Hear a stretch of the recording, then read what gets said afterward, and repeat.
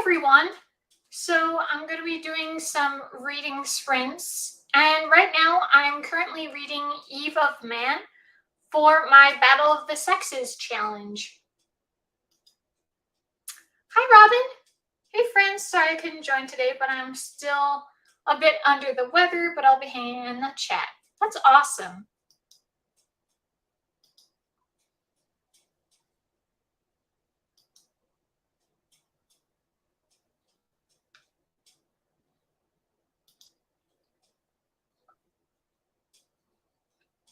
Well, I figure now is a good time as any to start with sprints. So let's go for 30 minutes.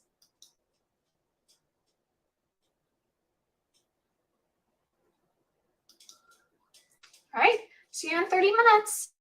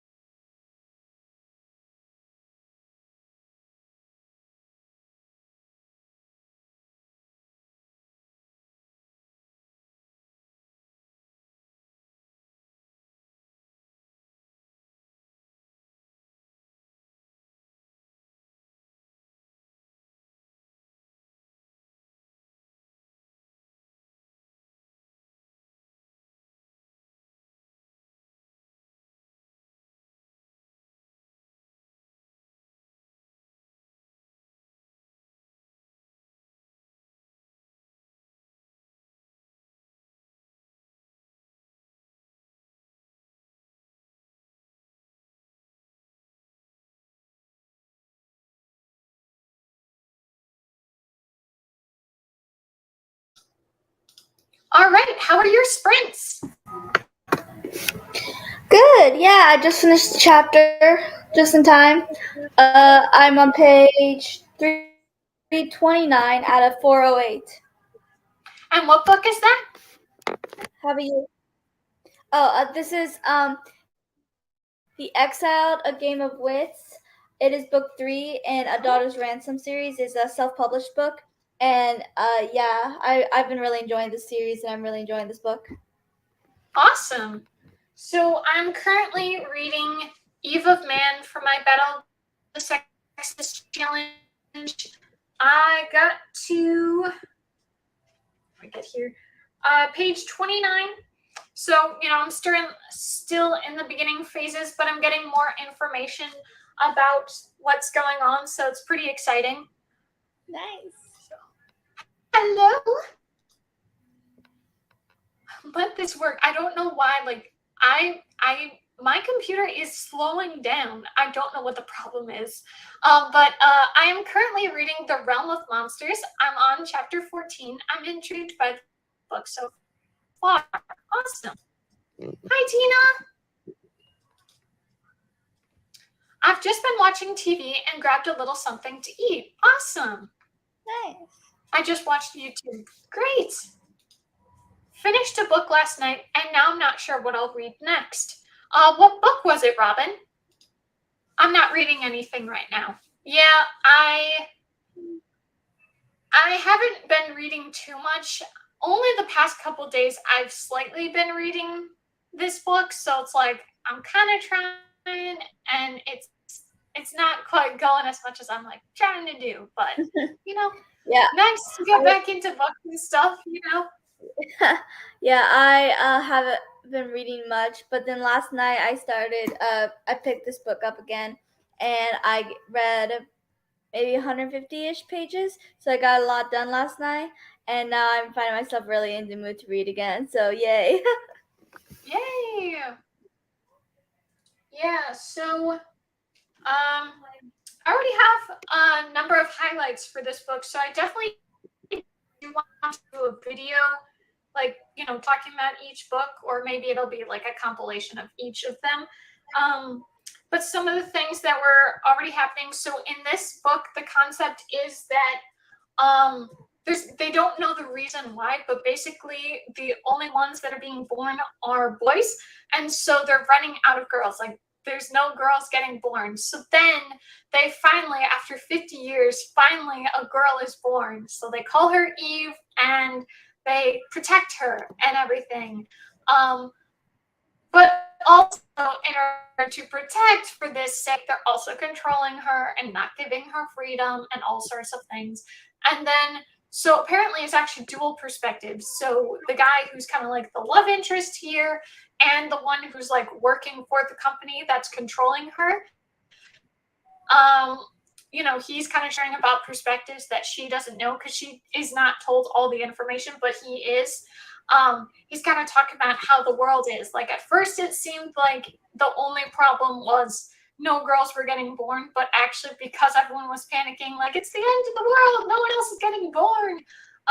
Apparently people were like destroying the planet and destroying each other. So it's like, that doesn't help anything. That's not good. So it's not going very well.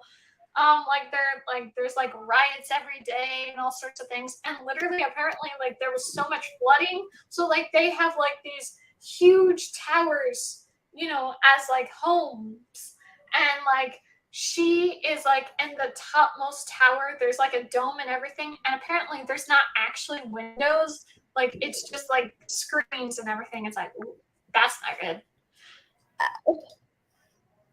Yeah. I finished Hiroshima by John Hershey. I didn't love it, even though I found the topic interesting. Oh. Go ahead. Huh? I thought you were going to say something. So I was just saying go ahead if you did. Well, my book, what it's about is this, like I said, this is a book a bit different. It's all in the same world, but it's like book 1, like the odd numbers are about certain characters doing their part in the war, and then the other then like the even numbers is about different characters, but it's all in the same world and everything. So at the end of book 1, it left off a cliffhanger, and then book 2 is about other characters. So I have to wait till book 3 to find out what happened with these characters. But it's so intense because the two main characters, Astra and Luco. Astra is kind of dying, sort of. It's this whole thing, and Luco, and they've been separated, so now they have to try to get to each other, and like everyone's like in prison, so he's trying to break everyone out while she may or may not die, and so much is going on. It's so intense, but I'm really loving it. Oh, nice. Yeah, that's really nice.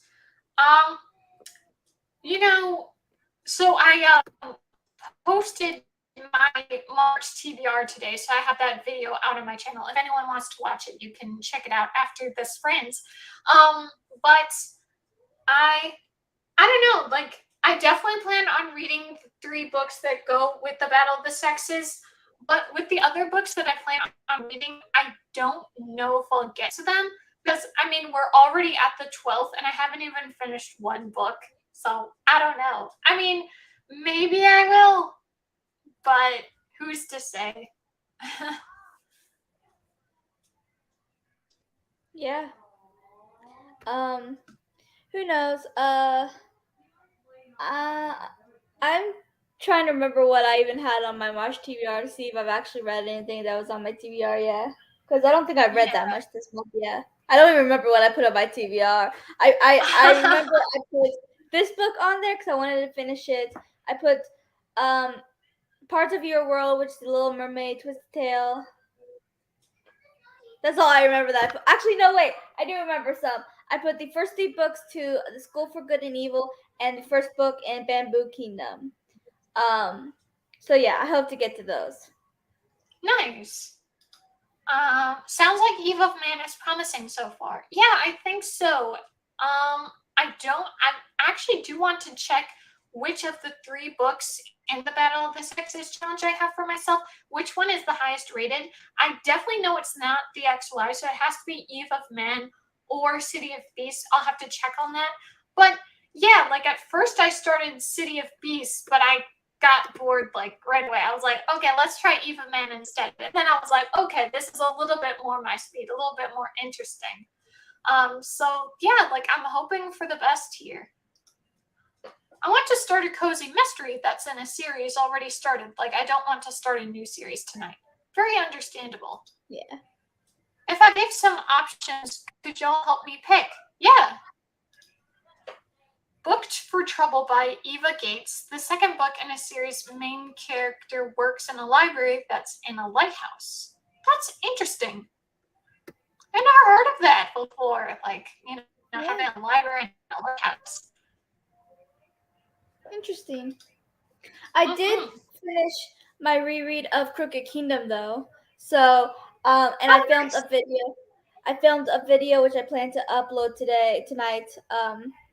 I woke up late, so I'm behind with everything I had planned today. But I plan to upload it tonight, probably after the sprints, and it's about like Shadow and Bone season 1, like references from the Six of Crows books that they did in season 1, to prepare myself for season 2 that comes out on the 16th. Yeah, are you excited?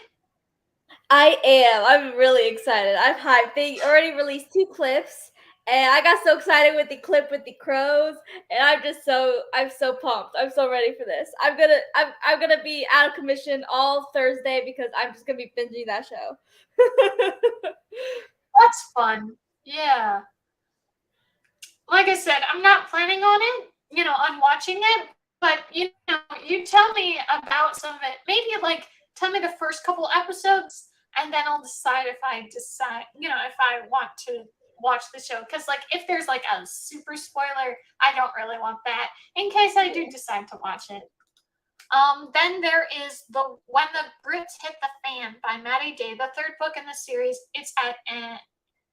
It's in Indiana, and the main character owns a country store. I say do the library one because we're all about books,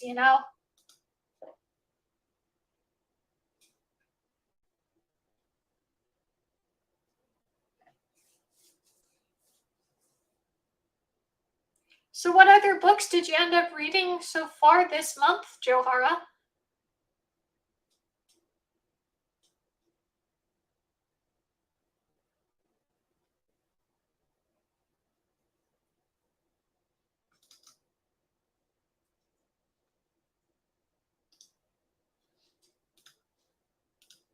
Okay, I'll go with the library one. Nice. I'm sure Joharra just has to reset the computer.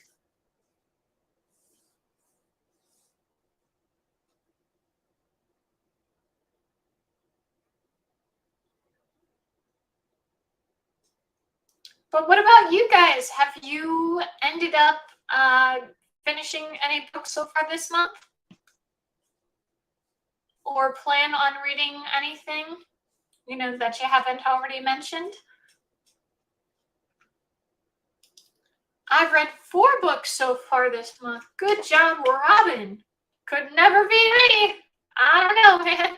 It's only been 2 a month for me this year, so I could not beat you, that's for sure. Which books were they?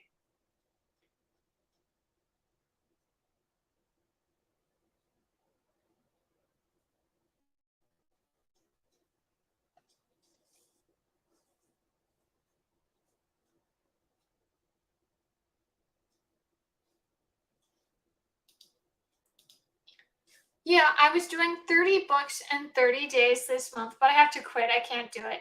Yeah, I tried to do that in September. I did end up reading 12, but that challenge is difficult. Also, like I can't do like the long books. It's too hard. Any reading is good. That's very true. Very true. I'm in school, so very difficult to focus on both. Oh yeah, and obviously school's more important. When it's just a job, you can have some fun in your free time. I read The Forever War, The Mountain in the Sea, The Shadow Galaxy, and then Hiroshima. I could have sworn I've heard of The Forever War, but maybe I'm thinking of a different book. Oh yeah, I also watched The Hunger Games and Catching Fire recently. Oh my gosh, yay! What did you think? Was it fun? Like, did you have a different perspective on it? Because I watched all the Hunger Games movies. I think maybe it was in 2021. I did a rewatch of them, and like I used to have so much fun with them. I mean, they're still good movies, but watching it, when we were going through such a dystopian sort of situation in real life, it was like, oh my gosh, this is pretty intense. And just like the things that the government was doing, it's like, ooh, this is too real. I think I was reading it last time I was in a sprint with you. You might have, or you finished it. It was one of those two. I reread the first 2 Heartstopper books. Ooh, nice. Good job. It was my first time reading them physically before I was reading them on Webtoons. Nice.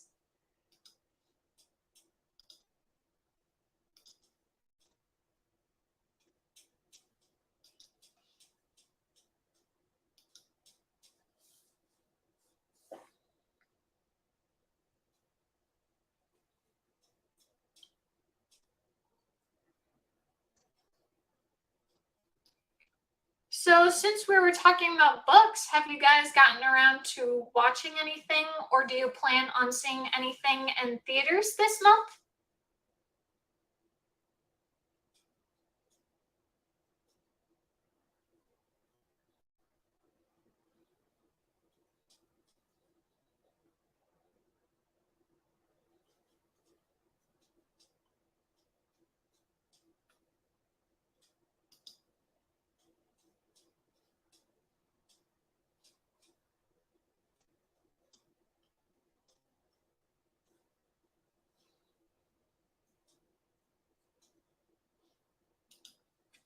I really appreciated I can't speak. I really appreciated the Hunger Games. I loved how they included what was going on outside of the games with the Game Master and President Snow and Haymitch. I agree. I definitely think it was nice to have more of that connection there. Oops. I haven't finished it yet, but part 2 of season 4 of You came out. Oh, it did? I didn't even know that. Nice. I'm about halfway through. Nice. Maybe next time you can let me know how it went. What your thoughts were on it. I didn't like Catching Fire as much. I think because the book was so shocking and absorbing, but the movie kind of sped through everything that happens. And also, Gail being jealous was so annoying. I understand that. Yeah. I just remember being so absorbed in the book of Catching Fire. I was just so intrigued by it. Like, I just have such a strong memory of it. And I'd been disappointed by the movie because it just wasn't when I read the book, it just wasn't how they made it in the movie. But eventually, over the years, I've been more accepting of the movie. But that's interesting, that it wasn't quite as great as you were hoping for it. Are you going to be reading the other books as well, or was it just a read for the Hunger Games? The first episode. Hey, hi, Joharra. Hey, sorry about that. My siblings were playing and they unplugged the internet, and No. I had to wait. Yeah, all those. You know what they say? Those meddling kids. Right?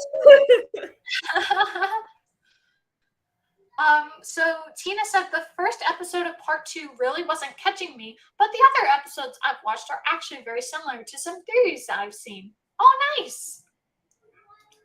Yeah, exactly. Like, I feel like my experience reading the book was way better, and watching the movie was a bit disappointing. I get that, yeah. But I do think the Hunger Games movie was such a good adaptation. Exactly.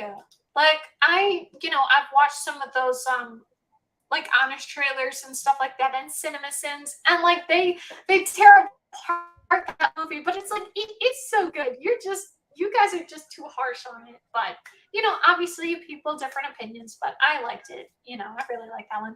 Like I said, my brother and I watched it like once a week for so many months. So, we were very hooked by that movie.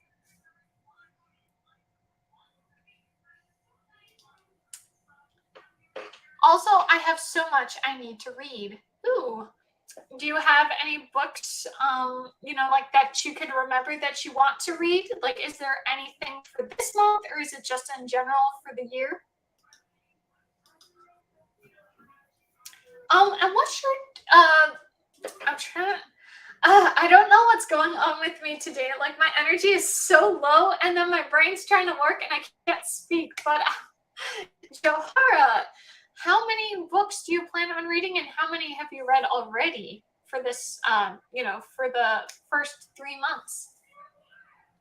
I'm really behind on my Goodreads school because I think I got in a bit of a slump there this month, but this book is getting me out of my slump, thankfully. So I haven't read that much this year, honestly. I've read 13 books apparently. 13? Nice. But I have several books that I have planned. That I want books that I got for my birthday in December. I plan to read this month and next month. April is actually Indie April, so I have a bunch of self-published books that I was going to read for that.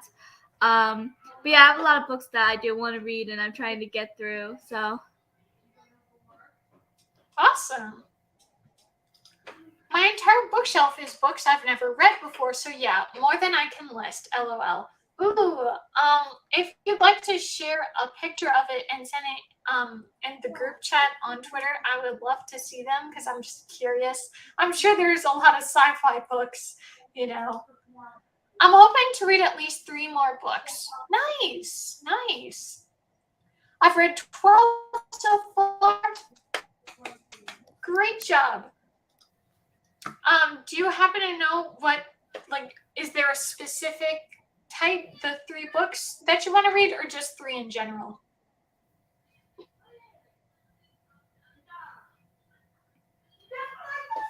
But I'm pretty happy with something I finally got to do. I have like so much, like whether it be screenshots or the footage or the video themselves, but like so much was on my desktop, and I'm like, okay, I have to clean my computer. And I finally took care of it and uploaded all that stuff on my hard drive. And now my computer is cleaned out. So I'm so happy. It's like, I don't have to worry about it for a while now because I've been meaning to do this for months. And it's like, gotta do it. But I'm just at least 3 in general, but I do want to read Lemon Drop Dead by Amanda Flower. You know, for a second, I did not get it at first, like Lemon Drop Dead, but Lemon Drop Dead. I get it now. Because if I really want to,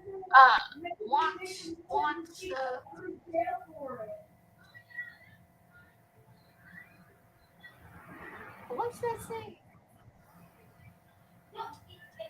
Okay, like whatever you need to read in that series, I'll be caught up for the new release. Nice, very nice.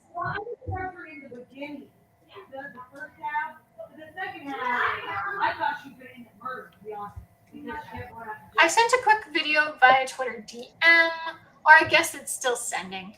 Okay. I wonder if it will let me play. But I couldn't believe it.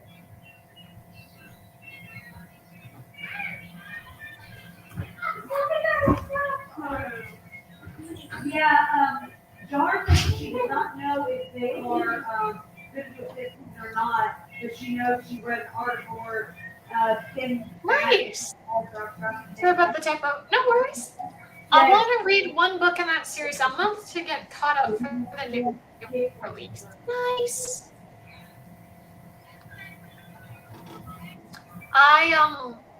Like I said, you know, I'd sent you a message, Joharra, earlier because like I meant to get here on time and I just didn't get here. Like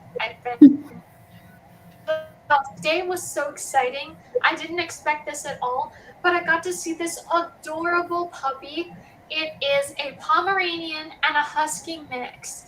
It was so sweet and adorable and so soft and fuzzy.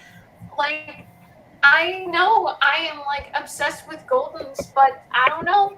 I might pick that dog. It was so stinking cute.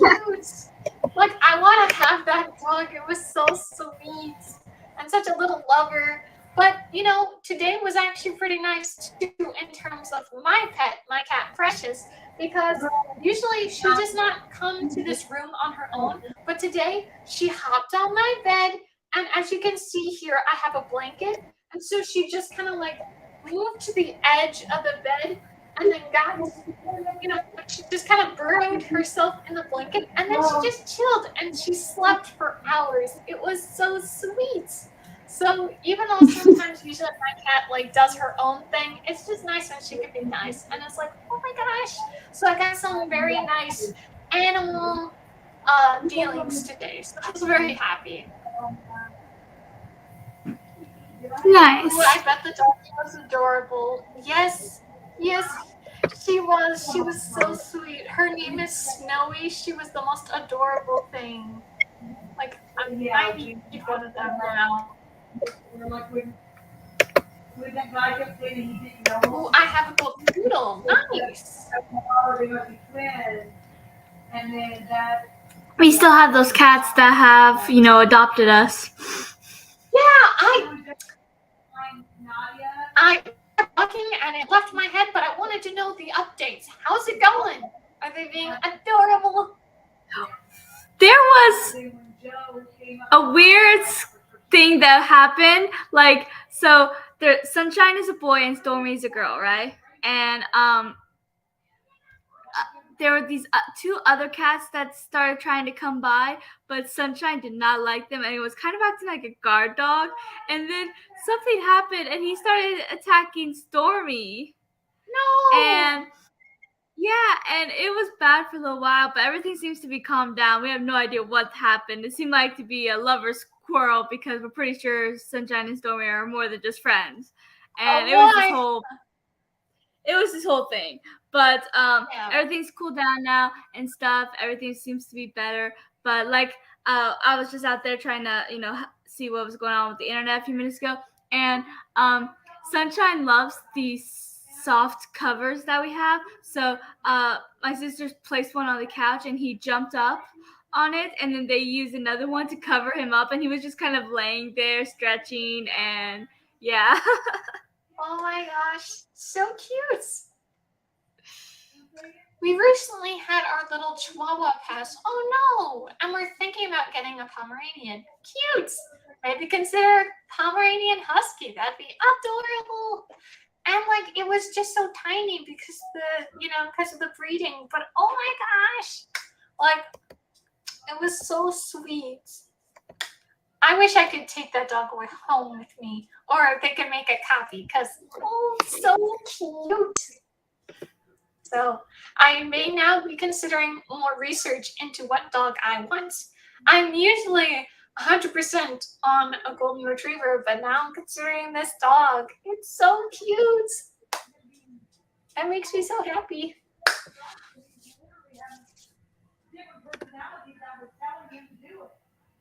Oh, Robin, how is your roommate? Your canine roommate? How's he doing?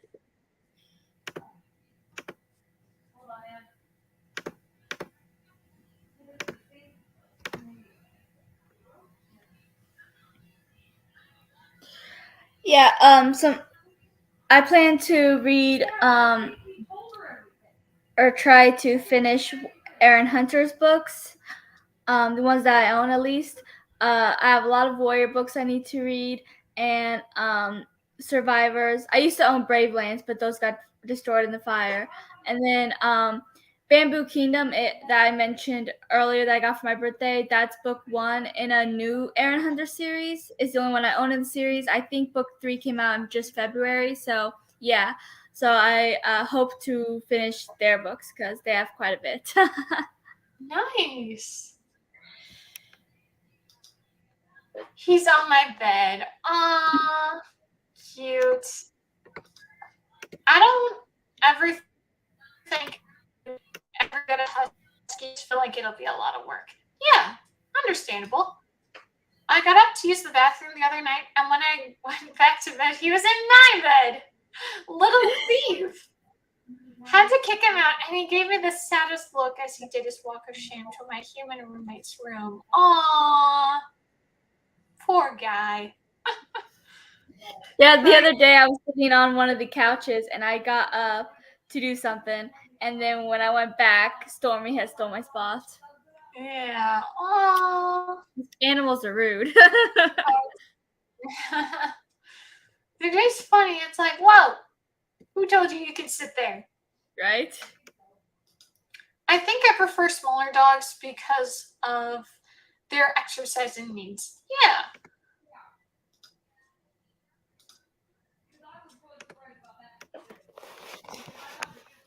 Would you guys?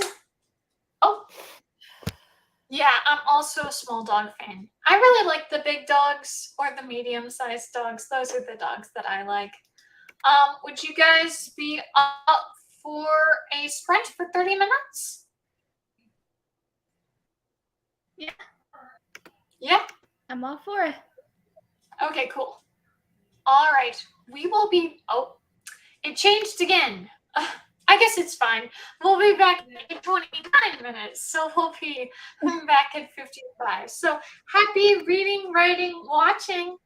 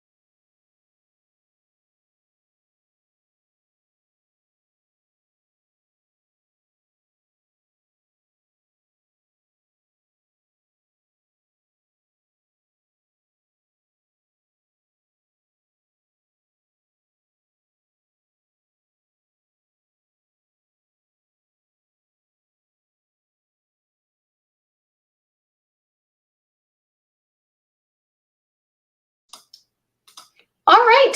How are your sprints? Come on, camera.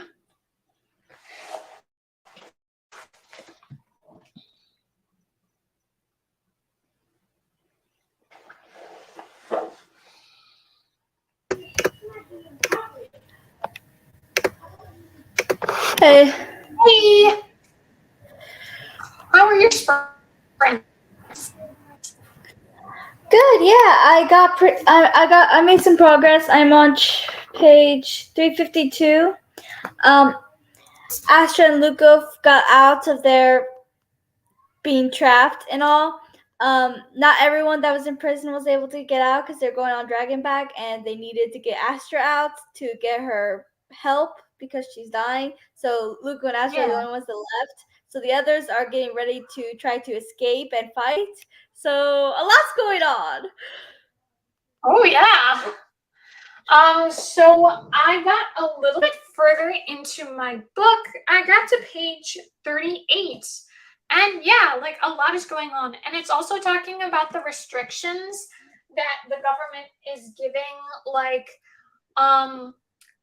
no girl has been born at the point that Eve was born, no girl had been born for 50 years. So then it's 16 years later, so she's 16 years old now. So the youngest woman besides her is 66. And so they're talking about, so they refer to these women that she gets to see as the mothers. And so, like, they cover them. Sometimes they get to be shown, but if they're in the presence of men, apparently they have to hide themselves, and the only things you can see of them is their eyes. It's like, oh, what is going on? So there's a lot of restrictions that they're giving, and even herself, she's not allowed to interact with men except for now.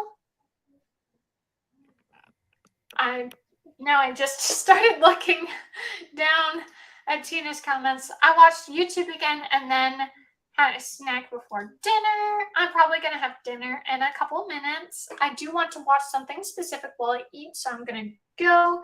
If you guys are still live, I will be back. Awesome. Well, thank you so much for staying on as long as you did, Tina. I hope we will still be live when you come back.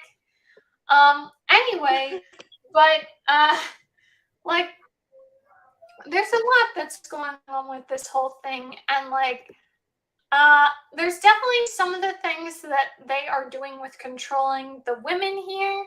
They are controlling the men too, but obviously it's not as much as they're controlling the men.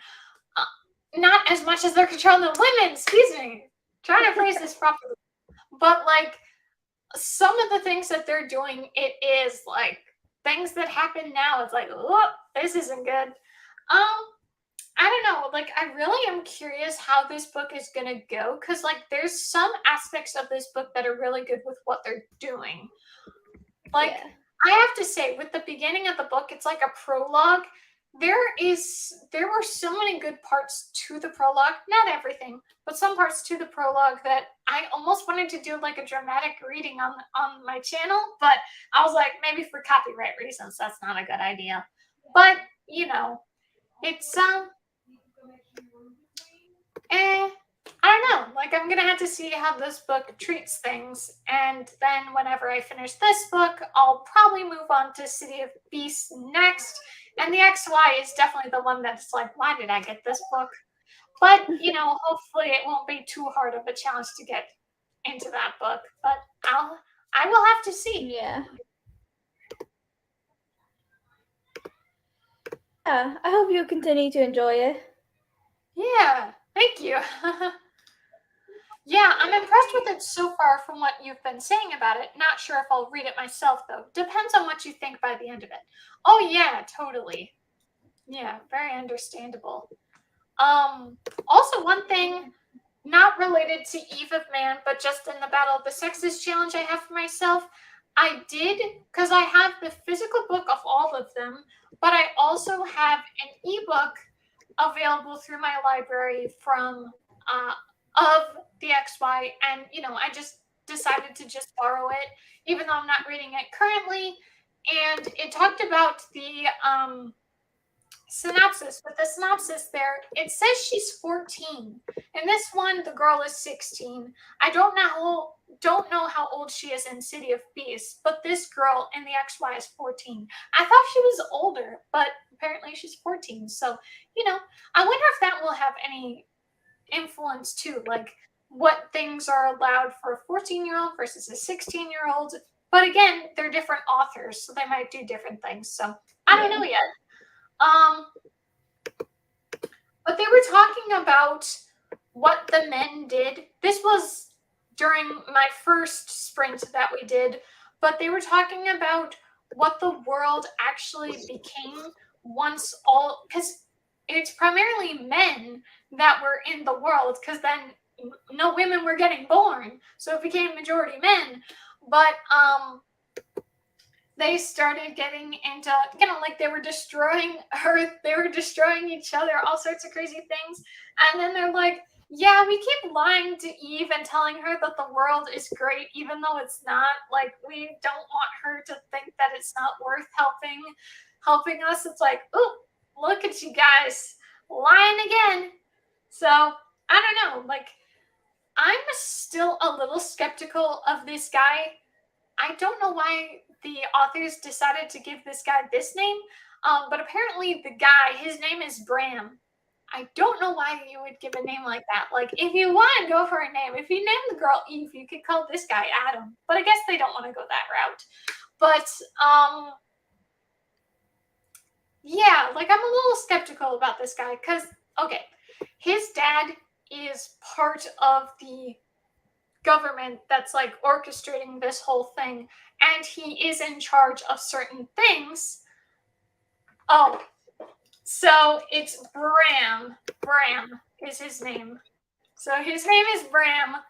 But I don't get it. Like, why is his name Bram? Like, I've never even heard that name.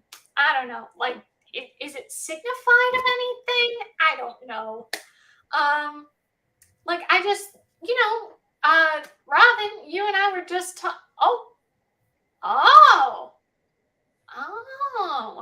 okay.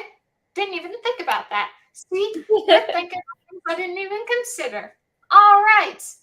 See, whoops. I mean, I don't know if that's why, but that might be it. There you go.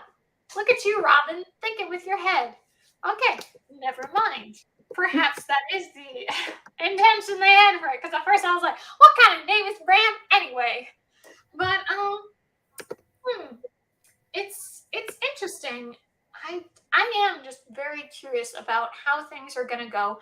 But even with like the synopsis of this book, not here, but on like Goodreads, it says The Handmaid's Tale meets Scythe. So maybe they will consider it in certain ways of like, hey, they are controlling these women, they're controlling her. Like, I still don't know though how far into reproductive control they're gonna go, if they're gonna treat it at all. It's still a young adult story, but so far is pretty good. And it is interesting, and now I understand why they go for a dual perspective, because the girl, she only knows what the government is telling her, what the people are telling her, and Bram Moore has the full story. So we're just gonna have to see there. But anyway, yeah, I am kind of curious where it's gonna go. Yeah, I unfortunately am just a little too skeptical of them, I suppose.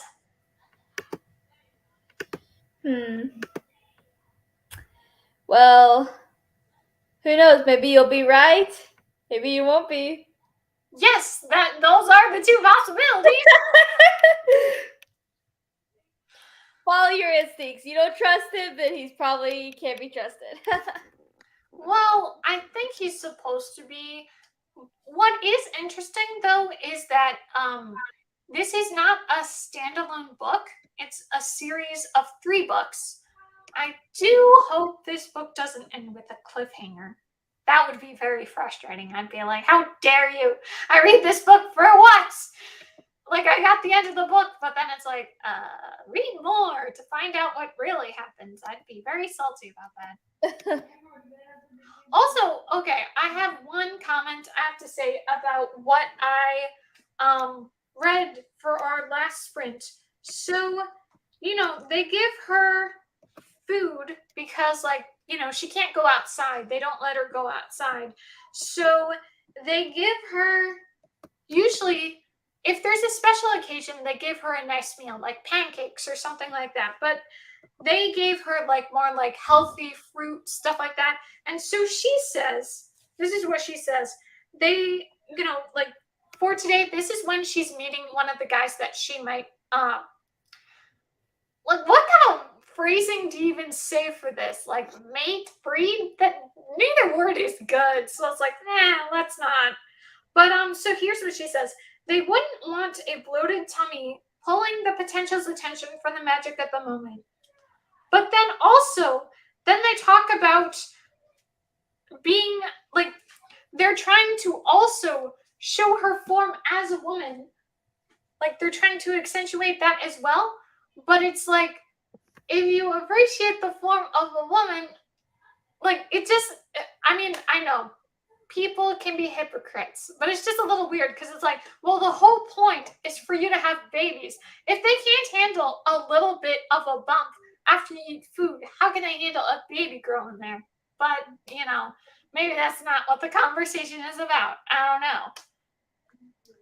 And one thing I am curious about, so the authors here are a married couple, and I'm kind of wondering if they're doing it where the female perspective chapters are made by the woman and then the man is writing the male chapters, but I don't know.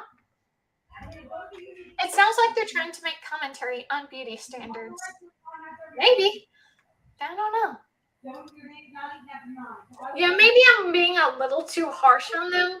I'm just very skeptical about these, about the authors. But then one thing was weird. Okay, so they talk about how because she is the only young woman, obviously there's older women, but not as many. Like I said, the youngest is 66. But they talked about makeup, that she can't use all this makeup because they're not manufacturing it anymore. But then in one of the male chapters, they talk about, oh, they're putting everything into this project, giving her everything she wants. So it's they give her everything she wants except for the makeup? They're only making it once? I don't know. Some of the things just feel like they contradict. But again, maybe you might be right, Robin. Who can say? Maybe they'll also explain it. Yeah, I don't know. It just feels like each were a one-off, but, Who knows? Yeah. Well, yes.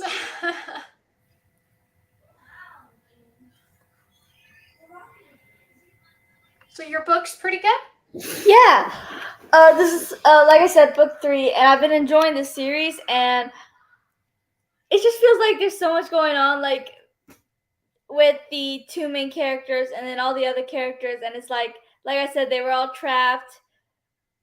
Because there's okay, so at the end of book 1, I don't want to spoil too much, but let's just say they were it left off a cliffhanger and they were kind of captured by the villain. And then at the beginning of book 3, when you see these characters again, Luco's brother and his men, his knights, were going to go find them because they should have been back by now, because Luco went to save Astra, but then things did not exactly go as planned. Obviously, it never does it? But and so but when they went to go find, on their way to find them, they came to them with Luco being all shaken and Astra being mortally wounded. And so I lost my train of thought.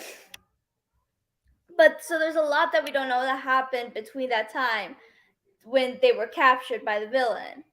And they would show things and memories that happened a few times throughout. So but they were captured again, and now they escaped. Well, 2 of them escaped, so that Astra can get the help that she needs, and so she doesn't die. But then everyone else is still captured and have to try to fight their way out. And it's there's just so much going on, because if they don't escape, then the king that currently has them threatens to send them to their homeland that they had to flee because it was overrun by villains. So they don't want to go back there until they're ready to take on that problem. So yeah, there's just a lot going on. It's insane, but it's really good, keeping me on the edge of my seat. Nice. So Robin says, yeah, that feels contradictory. Also, why would she want makeup if they don't have makeup in that society? Like, that's one thing that has me a little frustrated. Like, my opinion is we should get rid of makeup, because it's sexist, blah blah blah. But yeah, like even with the whole thing of like, they're making her look her best today because she's meeting one of the potentials that she will get with. And yeah, they put all this makeup on her. What? Like, she's the only one there. Also, he's the one who should be impressing her. Like, what is going on?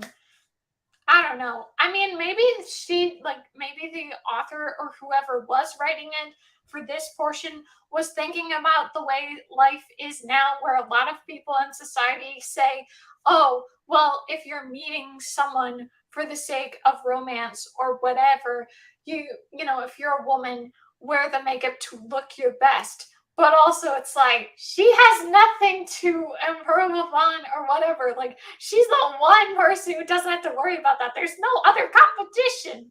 So, I don't know. I definitely don't agree with it. Like, that's the only thing I can think of that would be the idea, because, I mean... Well, you said she's being basically controlled, right? That could be a way to control her by making her think she has to, like, even though it's them that needs to technically impress her, they want her to think that she needs to impress them, part of their mind control and everything. So Sure. They are putting in these beauty standards saying you have to look this way to look your best as part of their control over her. That's a good point. Yeah. Yeah, it was just weird because it's like, oh yeah, they gave me the last bit of makeup that's available because of production. The demand isn't there, so the supply isn't there. So I have to, use as less as possible because it's only going to be however much is left for me for the rest of my life. But it's like, why use it at all? I don't know. Yeah, so Robin agrees. It's a good point. Yeah, I kind of wish there were footnotes in this book for them to be like, yes, this is the part, here's what our intention was. Because, like, we could really, okay, I know this is what happens in school, but the whole thing where they like, oh, this is the analysis of this part in this point, even if the author doesn't directly say so. But yeah, sometimes I'm like, what is your point, guys? I don't know. But yeah, so far is pretty good. I definitely know if I had read this book a couple of years ago, I wouldn't have been thinking about this kind of stuff. I'd just be like reading it like, okay, things are going, whatever, But yeah, so gonna have to see how it all goes. Yeah. But there was one book I was considering reading because I went to Barnes & Noble recently and I found this book. It's called Delia Suits Up. And at first I was considering reading it for March because of Women's History Month, but I was reading a sample of the book and maybe it's just not the right time. I don't know. But it's about this girl. She is in like banking and finance and, it's very male dominated. So she was laid off from her job. So she's looking for other work and like she's never considered, but all these men get the jobs, whatever. So she makes this birthday wish that like, she would get this job based on her merit, whatever. But then she wakes up, she's not herself anymore. It's a Freaky Friday situation. She turns into a man. And so then, the whole world treats her like a man. And so she sees the different levels, of the sexism that goes into it. I don't know if I'm explaining it this quite right. But there's, like different things she does, tries to like have a conversation on. But again, I don't know if I'll be reading it right now, but it might be something I'll consider.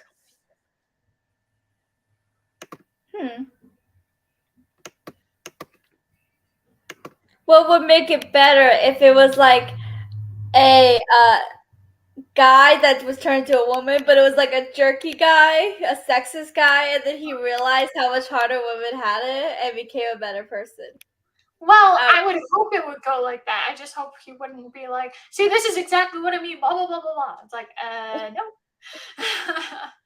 no. Sounds interesting. Yeah, like, so I'm considering it at least for this year, but maybe not this month, because some of the things she was doing also, like, right away. Okay, I understand if you like a guy, you're going to talk about the guy, blah, blah, blah. But it was like, hey, let's have a conversation here instead of it just being like, she was like obsessed with this guy. It's like, calm yourself, girl, please. Like, we just got into the book, like they only gave like 3 chapters of the sample. So, there's still a lot I don't know about it. But, it might end up getting better. So, but it was frustrating because I got to the part she blows out the candles, and then I don't even get to when she wakes up, and it's like, oh, I'm a dude. Like, it would have been funny. It's like, what's going on? Yeah.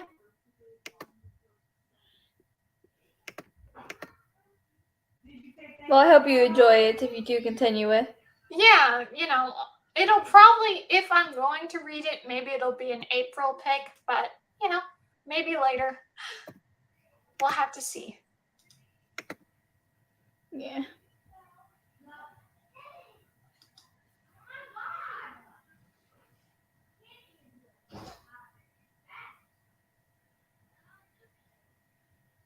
So, what were you watching, Robin? I could have sworn you said you were watching something for at least one of the sprints.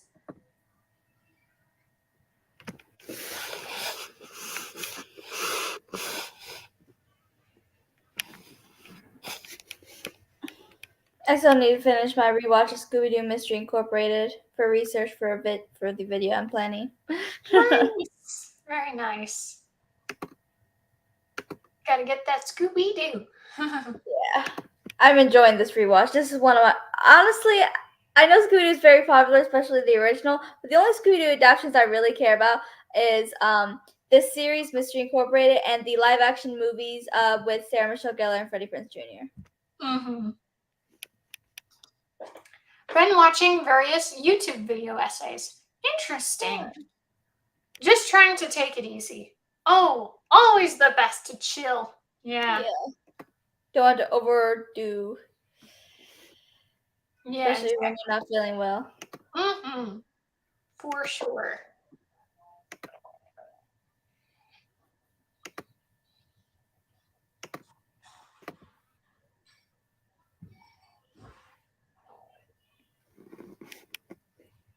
Yeah, I kind of did something similar in terms of what I've watched so far this month. If I can find it. I've mostly been watching some dog movies. Some good old childhood throwbacks. So I watched some of the Buddies movies, like Air Buddies, Snow Buddies, Space Buddies, and then I watched Snow Dogs. So it was nice to watch some dog movies. It was fun. Even though a lot of them I didn't like as much, but I still had a really nice soft spot for Snow Buddies. That was a really good one. It's just sweet.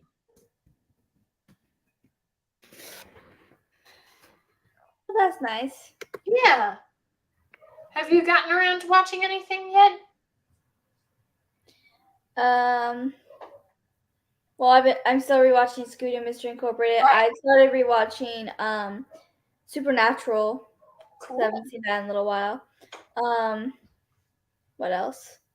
I'm still rewatching the Scream movies. I can't watch Scream 6 yet, even though it just came out. So I'm waiting till it's on one of these platforms. I rewatched Scream 3 with my mom the other day.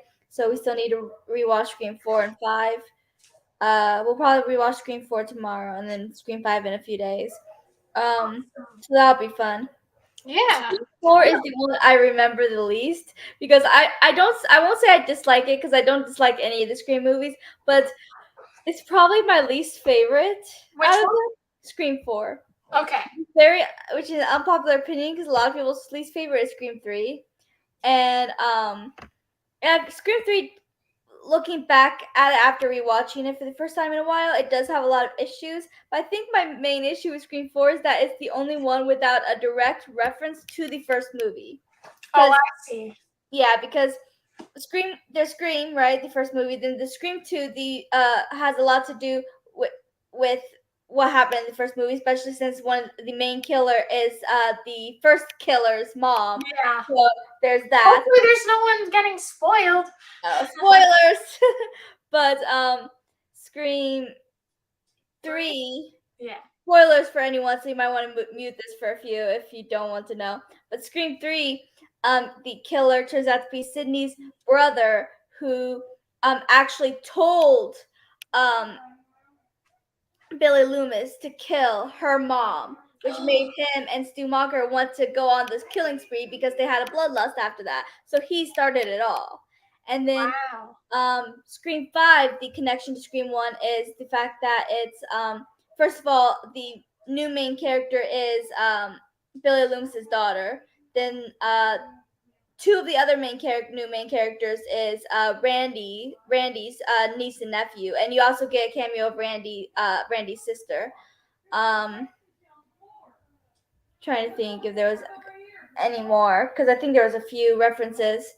But anyways, but then Scream 4, there wasn't really much of a reference. It was the main killer was Sydney's cousin who was jealous of her sister for getting all this attention for the hell that she went through. Like, why do you want to be jealous of her for that? She's been through hell. Like, I always thought that was a weak motive because she's literally jealous of her sister losing everybody she loved and almost dying. Yeah. Mhm. Oh, okay. I was gonna say dog movies are my least favorite, but those don't sound like the kind where the dog dies and makes me cry.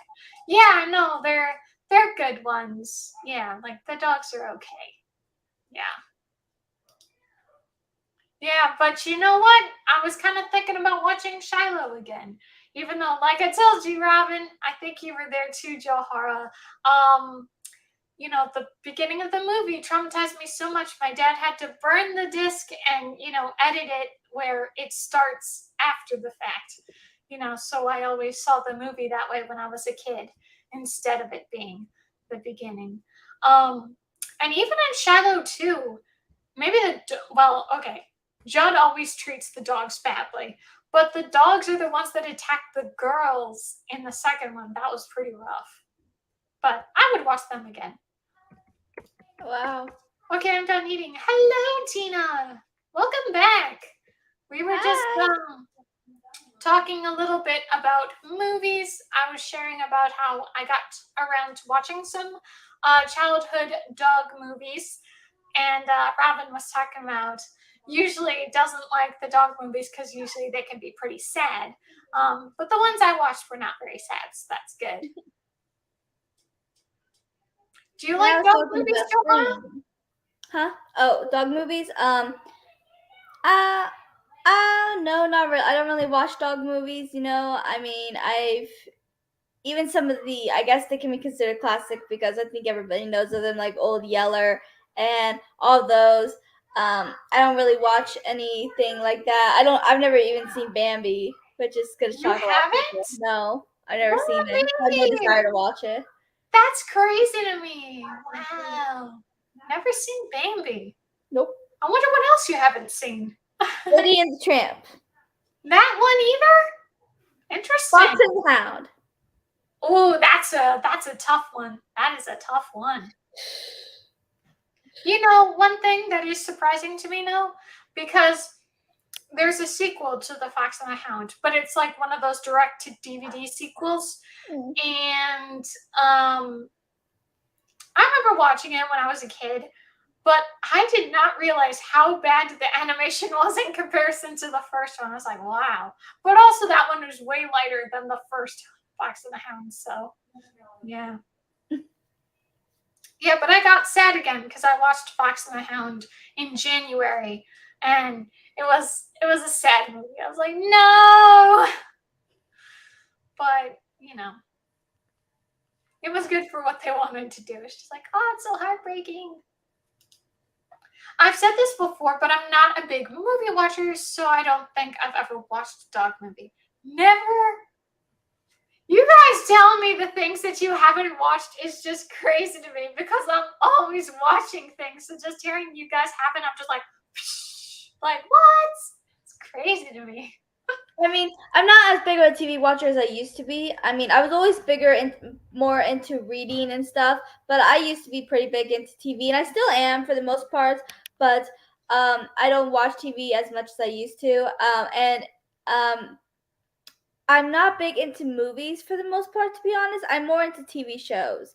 There's just so much more to them, and so you get more into the characters and storylines, and they're just more fun to me. So I tend to watch more of TV shows than movies. Yeah, nice. I also haven't watched the majority of Disney movies. I watched a lot of Disney movies. That's crazy to me, man. I was like, what? Like, what were you doing when you guys had dinner? It was like always we would watch a movie when we would have dinner. That's just like it's blowing my marbles that that level, like it just seems so normal to me, and like everyone does it, but clearly not. It's not the norm for every family. Yeah, I mean, we're planning on bringing back movie nights, and that'll be our fast food night too. I think we're starting that next month. And but a lot of times when we did have like family dinners, we'd eat at the table and no TV, we just talk. Yeah, I mean, of course that would happen, but that would typically be our thing, having fun watching a nice movie. What's kind of nice is I've got kind of like a watch list. My dad and I want to watch some movies together, and we just got a new TV. It's like really, really nice. So like we kind of started setting it up, all that sort of thing. So all's taken care of. We got it like mounted to the wall and everything. So it's very nice. This is the first time we've had a TV like that. And we were trying to watch Happy Death Day yesterday.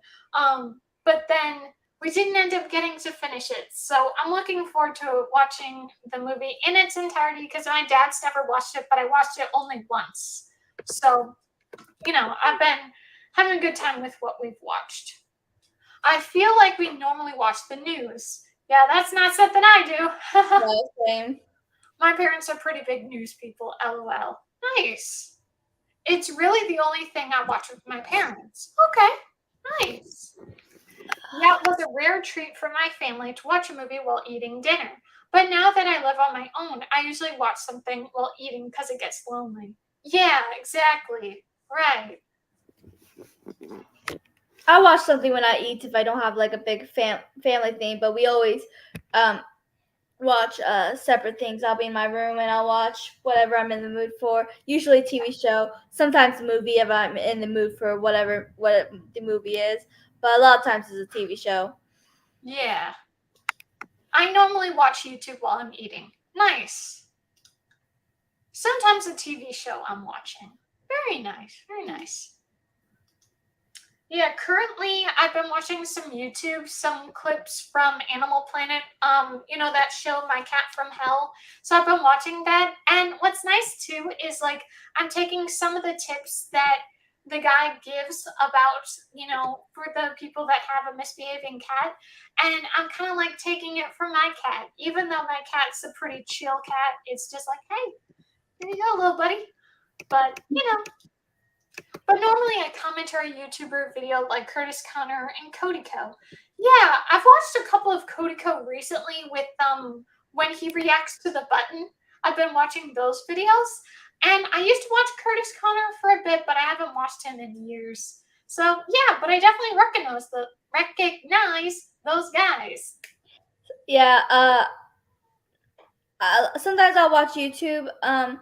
If I'm not watching someone's booktube video, I tend to watch my two favorite YouTubers, three favorite YouTubers, Movie Flame, who does mostly Harry Potter, but sometimes other things like Percy Jackson or Hunger Games. He has some of those videos, but he's mostly does Harry Potter.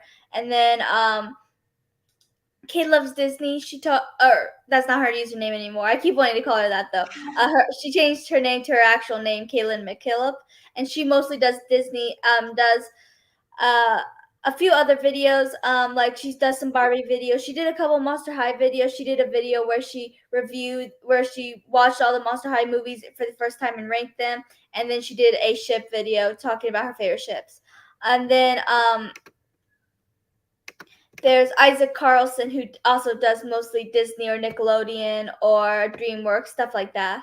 He does a lot of like theory videos, like theories about characters or whatever. Nice. Yes, love his button videos. I think I watched some of her video. Nice.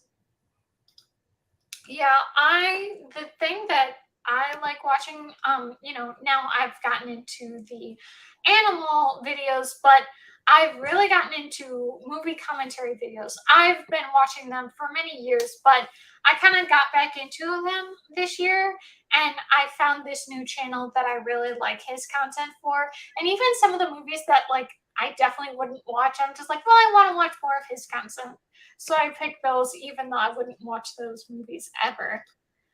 I think I didn't watch a lot of Disney movies growing up because I was always trying to be older than I was. Ah, I see. Well, I'm always watching the Disney movies and the kids' movies because I'm trying to get back to childhood. So I guess we're kind of the opposite there. But I just watch whatever brings me enjoyment. I don't care if it's technically for kids. I watch some shows that are meant for technically little kids, but I like them. Like My Little Pony, Sophia the First, Elena of Avalor. I really don't care what the age group is. They bring me enjoyment, and that's all that matters at the end of the day. Yeah. When I was 9, I started watching teen dramas. Wow. Yeah, that wasn't me, that's for sure. Yeah, I've been watching Buffy the Vampire Slayer and Charmed and Xena and Walker and Soap and all of those like more adult shows since I was probably like 7. Like seriously, Wow. I don't even remember a time where I didn't watch those shows. Like I've been watching Scream and Nightmare on Elm Street since I was probably that young too. That's crazy to me. Wow. I definitely should not have been watching them. Yeah. It's a little too young, you know. Even some of the things that come out now, even though technically I'm an adult, which I still think that's not the proper label for me. But yeah, like some of the content that comes out through the movies and TV shows is like, whoa, like what were these people thinking? Some of the stuff isn't even just like whatever age range. It's just like you're a sicko. These like some of the people that come out with these ideas is like, what are you thinking? No. So, there's definitely some opinions that I'm like, no, you could have just not, guy. But Yeah. oh, can I just say, Joharra, you've watched Once Upon a Time, right? I've seen all of it. So I watched this movie commentary, and so it was they were commentating on Final Destination, one of the Final Destinations. I think it was 2. And they were like, who is this lady? And it's the blue fairy from Once Upon a Time. And then he was slamming on Once Upon a Time. I was like, how dare you? That show is good. Like, that was just like, how dare you do that? No, don't get to disrespect the show that I used to love. Come on. I have some unpopular opinions for that show, like serious unpopular opinions. Yeah. With 3 months until I turn 18, look at you, girl. I'm trying to indulge in childlike things. That's so exciting. But definitely remember, enjoy anything that you want, whether it be designed for kids or family movies or any of the childish nonsense. Like like the term childish, I think, is a little nonsense. Unless you're like acting like a baby, then it's like, let's not do that, kid. But like normally, I would say anything that is like, like if you like the nice innocent stuff that's more for kids, enjoy that. So, I say have as much childlike stuff as you want. Definitely. Happy almost your birthday. Getting there. It's so exciting. Yeah. I still feel like I just turned 18, but I also know that I am definitely not. I just keep getting older. Which is crazy. On my, huh? Go ahead. On my 18th birthday, I may or may not have told you guys this, but so after school, my friend and I walked to my house together. She had already graduated the year before. She went to the school to walk me home, and we could hang out together at my house. And so she was the only person that knew I was planning this, I think. But I ended up throwing a sock at the floor and asking my mom to give it to me. And then when she did, I was like, Master gave Dobby a sock. Dobby is a free outfit. I ran out of the house. I remember that. Yes, that was and funny. then she left me out. Yeah, that's funny. So Robin says, the great thing about adulthood is you can buy all the stuff you wanted from childhood for yourself. Speaking of that, actually, Robin, so like I said, I went to Barnes & Noble recently, so, like I'm seeing the new layout, because they've totally changed the layout, because like, it used to be upstairs was where they would have all the stuff that I would go to, whether it be the adult books for romance or the young adult books. That's usually where I go. But now they have it downstairs, so it's much easier to get to. But I went upstairs and I happened to see, so I don't know if you guys have been to Barnes & Noble in a while, but they do have stuffed animals available for purchase. And I remember there was this one stuffed animal I really wanted when I was a kid, and I happened to see it there, and I was like, I'm sure, because like this is a stuffed animal that I wasn't allowed to get, and it's like this nice golden retriever looking stuffed animal. It's not too big, it's maybe like this size, but I was like, I'm sure it's not even that expensive. I'm sure it's like baby money in comparison. But I was so surprised. It was like $35. I was like, what? Oh, that's just crazy. And it was not some giant thing. Like I used to have like a life-size golden retriever, a life-size beagle, a life-size tiger stuffed animal. Like I would understand that being some money. But this little thing, come on. It was pretty crazy to me. I was like, okay, never mind. Now I understand why they didn't want that. But I still have like, unfortunately, when I moved from Illinois here, unfortunately, I got rid of a lot of my stuffed animals, and I wish I didn't get rid of them. But I have a couple still. I have this little graduation dog that I got when I graduated high school. I have this, well, I don't know what it is, but it's very cute. It's a nice little pink spotted cat thing, and then I have a little Deadpool plushie. But that's the only things I have for stuffed animals, so I don't know. I feel like I should have kept some of them, but oh well. Hence why I started doll collecting in my mid-20s. Nice. Oh, look at that. You got your whole collection. Yes. Nice. Love it. I have a lot. And you can tell they are 98% bears. There's a few other things, but they're 98% bears. Yeah, I was going to say, look at all those bears. Yeah, majority of my stuffed animals, like all of them were dogs, except for like a couple cats, but yeah. I have one dog that I got for my 15th birthday party, I think, from Melissa. And then I have Fox, which is the Phoenix from Harry Potter. And I have Dobby. And those are both, Dobby's pretty new. Fox, I think I got sometime last year. And I have Raphael, which is my favorite Ninja Turtle. I'm trying to think what other non-bear. Oh, I have the one-eye, one-horn flying pearl people eater, which I've had since my very first birthday, so it's very old. Yeah. I have Anna and Groot. I think that's all my non-bear related. Yeah. Definitely a big thing that I had when I was a kid. We still have it. Like, I'm probably gonna sell them. Is my American Girl dolls. All about American Girl. You know, it was very fun.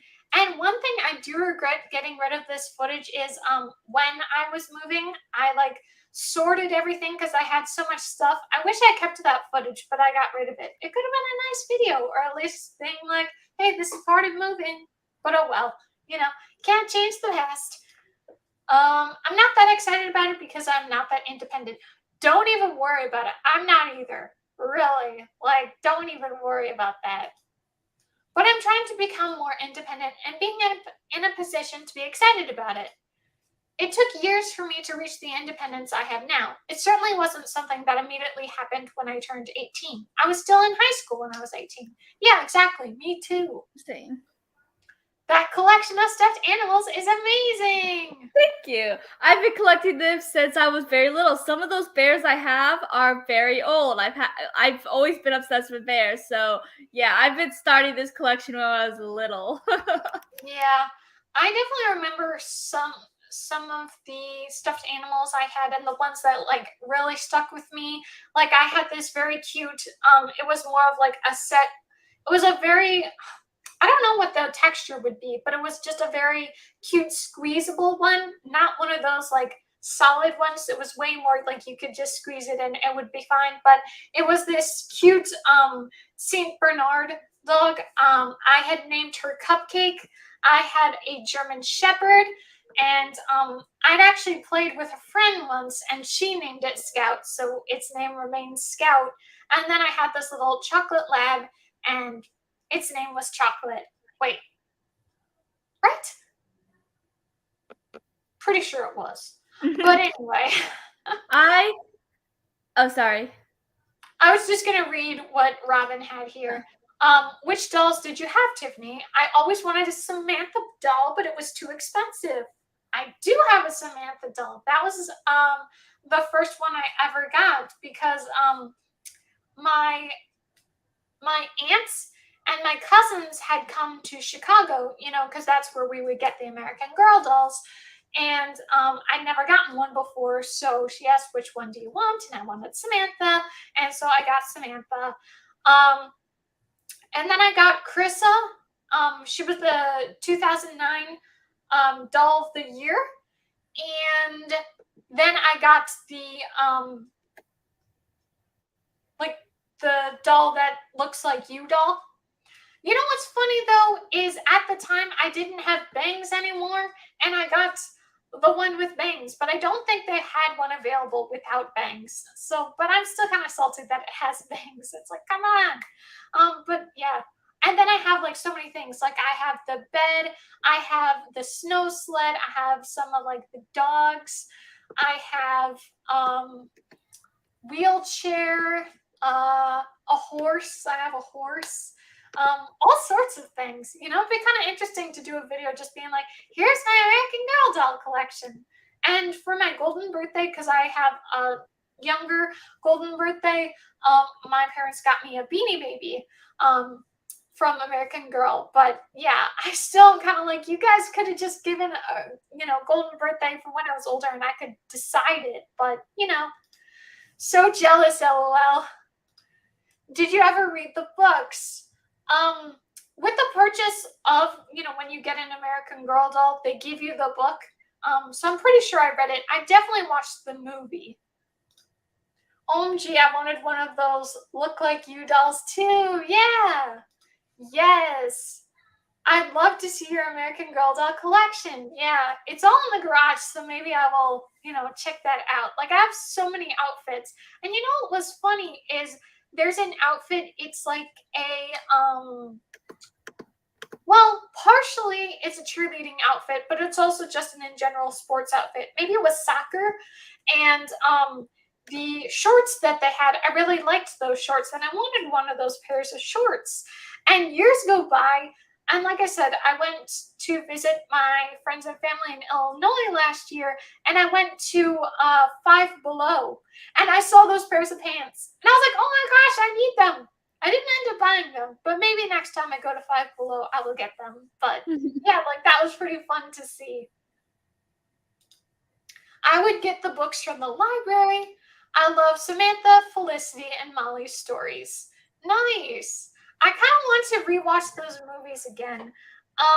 The one that my mom and I really watched was Kit Kittredge. Did you ever watch that movie, Robin? I definitely liked that movie. It was really good. I definitely watched the Samantha, the Molly movie. I don't know if I definitely don't think I watched anything on Felicity, but one thing that I still remember being so awesome was the American Girl doll catalog that they would have. It was like a magazine subscription. And even when I started being like, oh, I'm too old for American Girl, the second the catalog would come in, I'm like, look at this, and look at this, and look at this. And like, honestly, what is exciting is there is an American Girl doll store in Florida. So I might go there just to check it out. Just be like, ooh, let's look. But yeah, it was a really good time of my life, to go to the American Girl doll store. Very fun. Yes.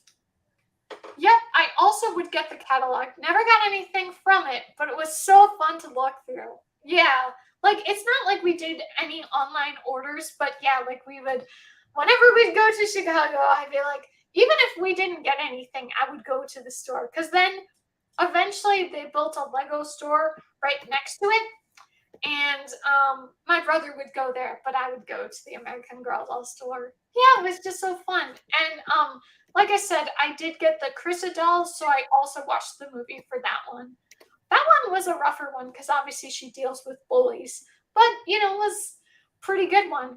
But it is funny. I've never watched the Shameless show before, but it was wild to see the girl that's from Carissa in that show for like one of those clips on social media. I was like, what's she doing here?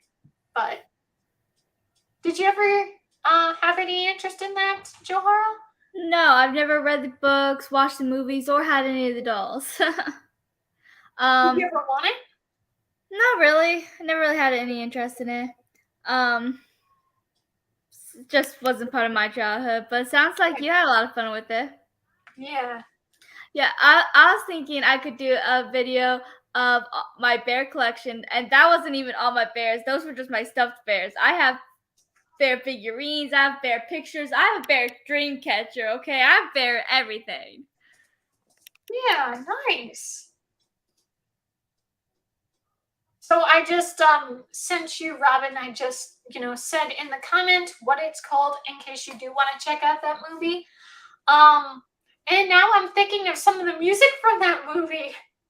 That was definitely a harder one. Usually the other ones were pretty good. But now I'm thinking about the store, how exciting it was seeing all the things. But one thing they have is it's like a doll hospital. And if you have anything that you want to get fixed, you can go there. I mean, obviously you have to pay, but then they can fix you up. Unfortunately, at the time, there were some points when I was younger, but younger, like, I'd had my dolls for a while, and I started kind of resenting the Samantha doll. It was just like the boring one. So, like, I unfortunately like cut her hair and stuff, and it's like, no! Like, if I ever want to sell that doll, like, I don't think I can anymore. But, yeah, like, I don't know if the doll hospital, because they discontinued Samantha, so I don't know if they would even be able to help with that. But, Robin, did you ever, I don't know if you've visited the stores before, but have you ever done the doll cafe? They have an American Girl doll cafe in the store. My mom and I got to do it once, and they have a little chair thing that attaches to the table for your doll to join too. Oh, it was so much fun. It was really nice. I was never interested in American Girl, but my friends growing up were. Yeah. I like Bratz was never my thing. I definitely liked Barbie. I didn't have too many Barbies, just like a couple. Like one thing that was funny is, whenever I would get like a bath and stuff, there was like the what's the thing? The little spout that you have, to get the water in the bathtub is it was almost like a diving board. So I would always like hook the little Barbie up and then I would sink her down because it was like, she was dressed in a swimsuit. Man, just thinking about the childhood things like that was really fun. But I really like the Barbie movies. Uh, Maybe in 2021 I watched a couple of them again. I might get back to that because those ones were really fun. Yeah, I love the older Barbie movies. I'm not interested in the newer ones. Yeah. But I love the older ones. I still do.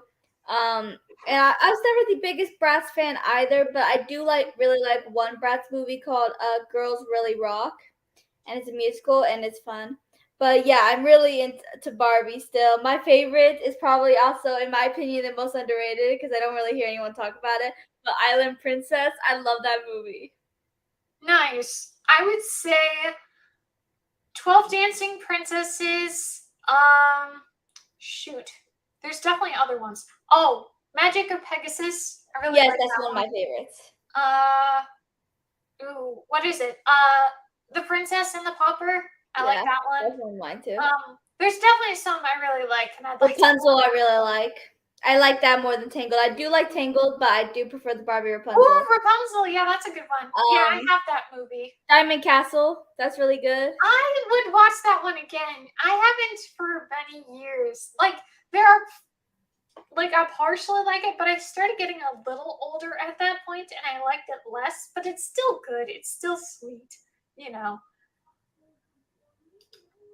Hi! Just saw the sprints. I'll be reading The Blade itself. Awesome. I am currently working on Eve of Man. I was telling everyone that it's actually in my March TBR video that I posted today, but I'm doing a Battle of the Sexes challenge, so this is one of the books I'm reading. So this is what I'm currently working on. Joharra, if you want to share with me what you're reading. I'm reading The Exile, A Game of Wits. It is book 3 in A Daughter's Ransom. And it's about this war is going on, and the main characters are trying to figure out the game that the villain is playing, which is why it's called Game of Wits, because he sent them a chessboard and stuff that they have to try to figure out his plan, because he's playing mind games with them. So yeah, it's really good, really intense, lots going on, but I'm loving it. Yeah, nice. You want to do another half-hour sprint soon? Yeah, we can do that at 55. Sounds good. Yeah. Okay, I want to get some more reading done. You're like, I'm ready. Let's go. Yes, I'm so close to finishing this. I'm less than 100 pages done through. Wouldn't it be nice if I said this is how much left? But obviously it's the opposite. This is all I read, and I have all this to do. Yikes. It is. I have over 400. No! No! I just spoiled myself.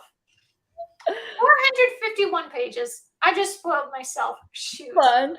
I told you guys it was a cliffhanger. Yes. That frustrates me. But at least I know. At least I didn't get through 451 pages and then found out, oh no, I don't get a full closure. But, Yeah. Well, I'm only 50 pages away from finishing this book, so I'm 50? Yeah. Yay! I'm almost there. I'm definitely gonna finish it tonight. Whether it's gonna be during the sprints or not, we'll shall see. Depends on how long we do these. But I'm definitely gonna finish it tonight. Hooray! I'm probably gonna watch YouTube again. Nice.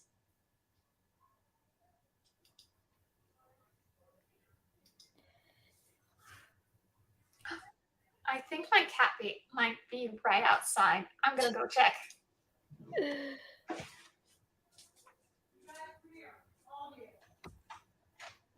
So the book Dreamer's Alley, are you enjoying the blade itself, or are you just starting?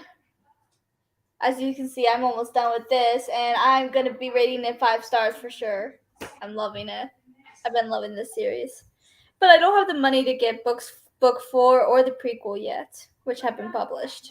Book 5 hasn't been published yet, but I don't have money to buy what's out yet, so I have to wait before I can read anymore, sadly.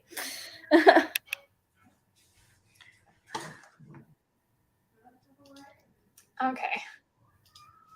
I'm just on page 50, but I'm definitely interested. Awesome. Nice. All right. Are you guys ready? Yeah. Okay.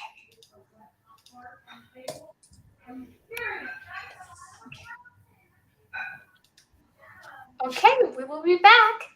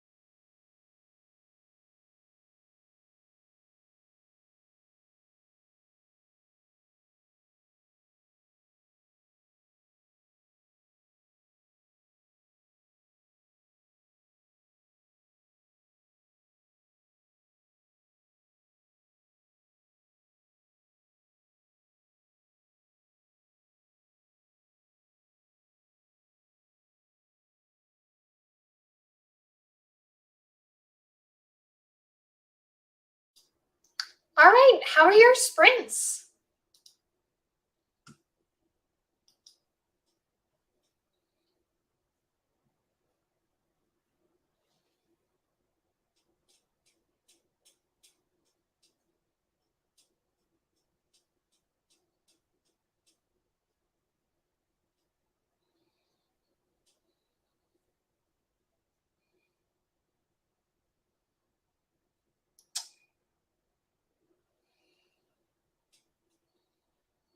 Get to reading anything good?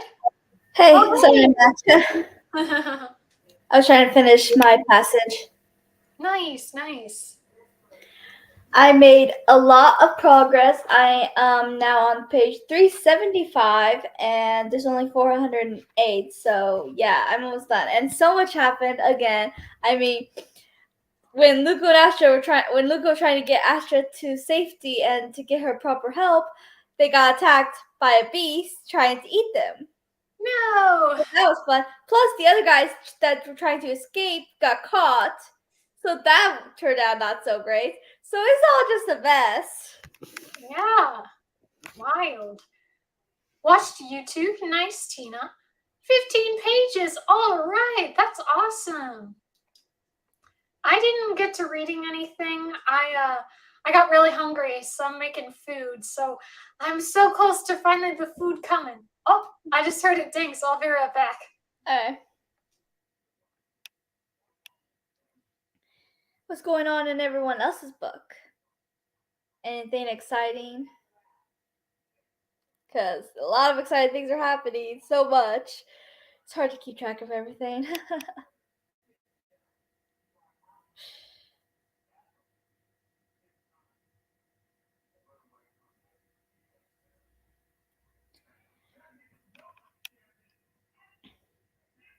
And for anyone new watching, if you want, we do these sprints all the time. We always go between each other's channels, mine, Tiffany's, and Robin from the book Wormhole, who's I think still in the chat. She might have left, but she couldn't join us live today.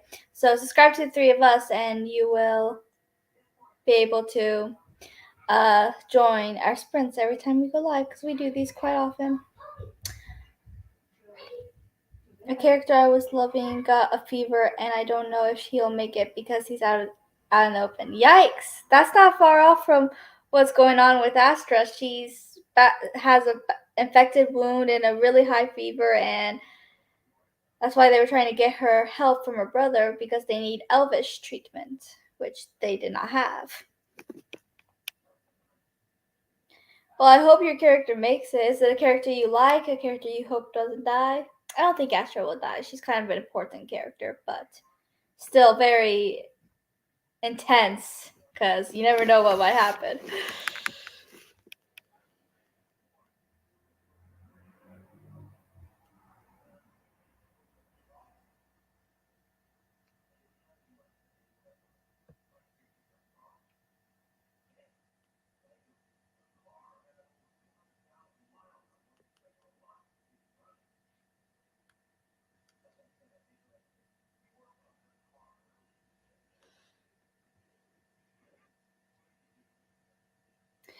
I'm almost done with my book, and I definitely plan on finishing it tonight. I don't know how much longer we're doing these sprints, but maybe one more sprint and I could finish this.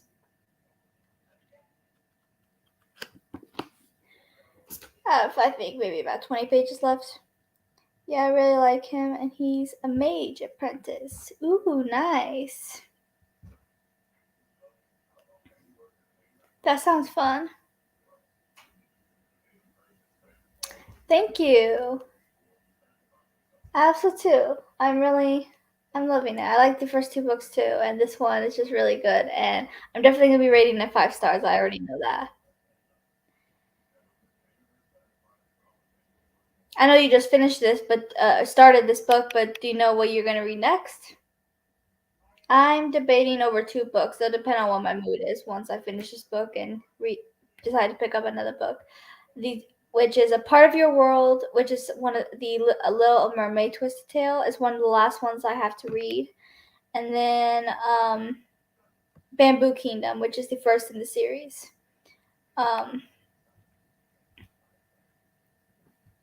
and it's a new series by my favorite author. And book 3 just came out in February, I think. And I don't own books 2 or 3 though. I only own book 1, but it's not too big of a book, so I might do that one next. It will be quick to finish. Hey, I'm back. Hey, What were you guys talking about? just talking about our reading, and she also has a character that might die, so we're talking about Oh, no. that. Yeah, and what That's we so may fun. read I next. hope they stay alive. Yeah.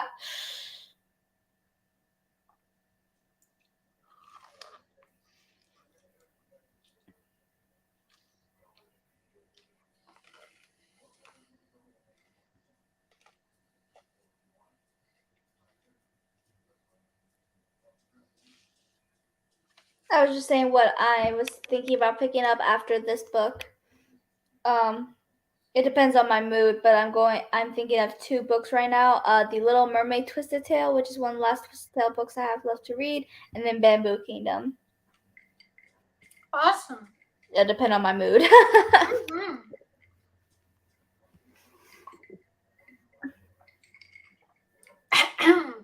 I actually tend to read at least 2 books at the same time. I'll start Fire and Blood, Book 8 of the Vampire Chronicles by Anne Rice. Awesome. I sometimes read multiple books at the same time too. Yeah.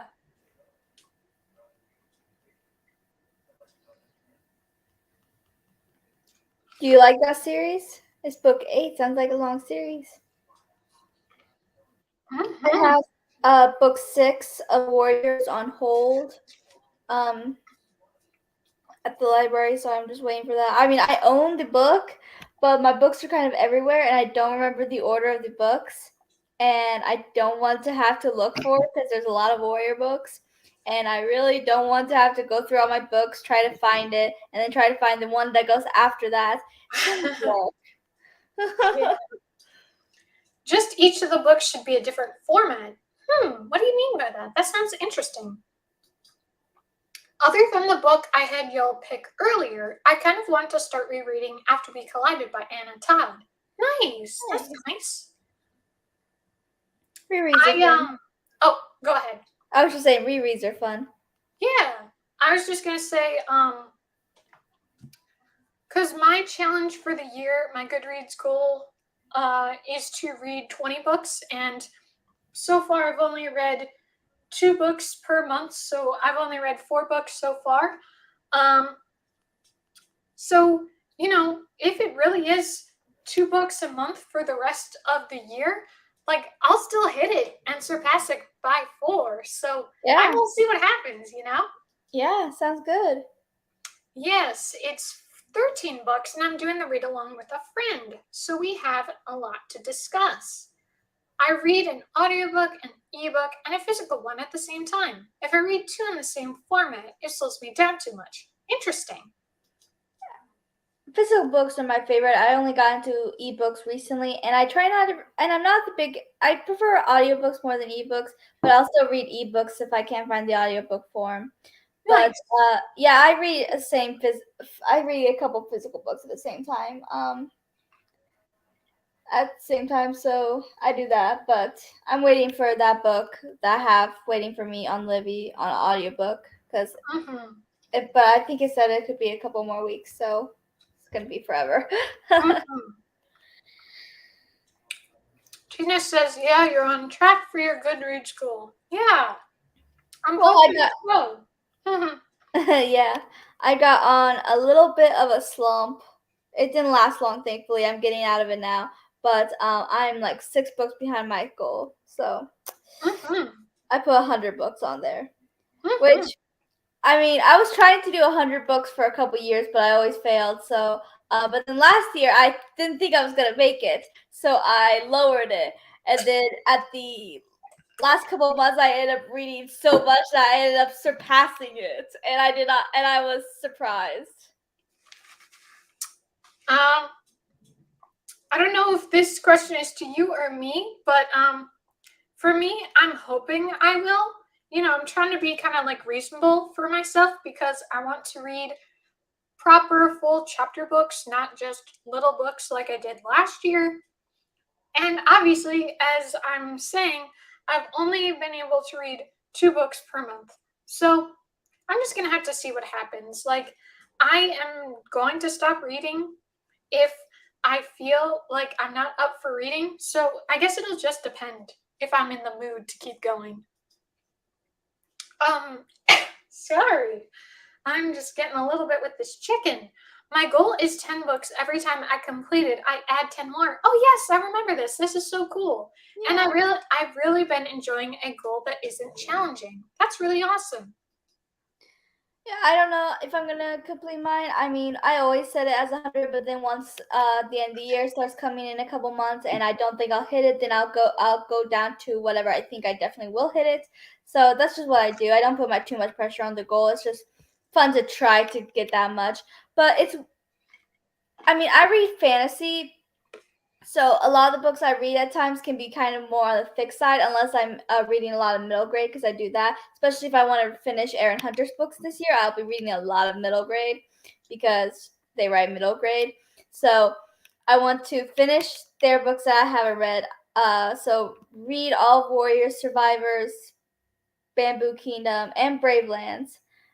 Plus, I want to reread Seeker, so I'll be doing a lot. Plus, I want to reread Harry Potter, so that's just a whole bunch of middle grade that I plan to read. So it might be easy to get to 100 if I actually do well at reading a lot of Aaron Hunter books, because they have a lot of books.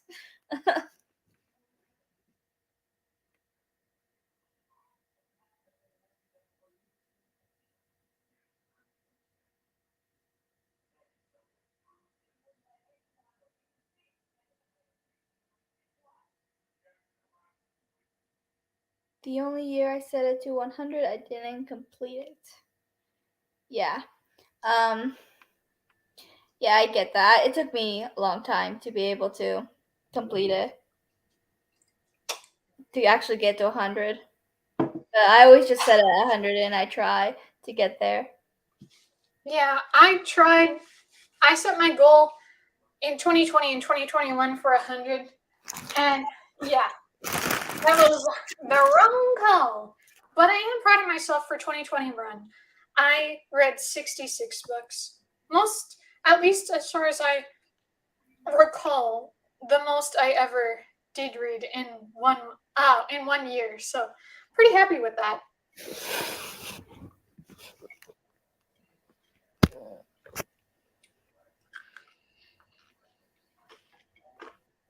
I just don't put too much pressure on myself for the goal. I just set it to 100 and then I see if I can reach it. It's like a good goal for myself to see if I can. But if I can't and I end up having to lower, it's like, oh well, I still did pretty well. Mm-hmm. So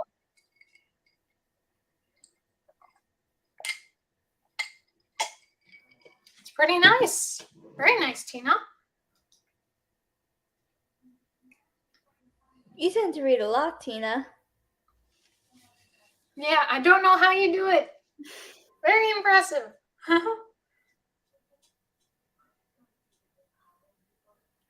Yeah, I try to find a balance between my reading and my writing, because I'll go through spurts where I'm only writing, then I'll go through spurts where I'm always reading. I'm trying to find a better balance so I can get enough done of both, so I can get my reading and writing goals done.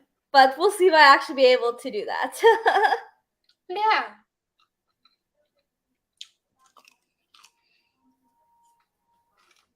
My writing goal right now is to publish The Vampire's Creation no later than the end of June. Awesome.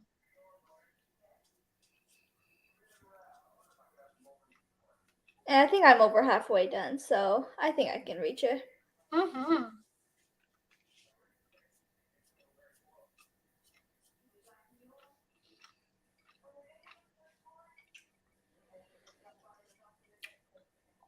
I only read with audio, and I tend to read a lot of shorter books.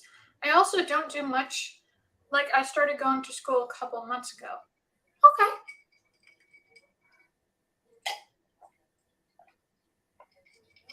I do online school, so it only takes 3 hours. Ah, I see. Yeah.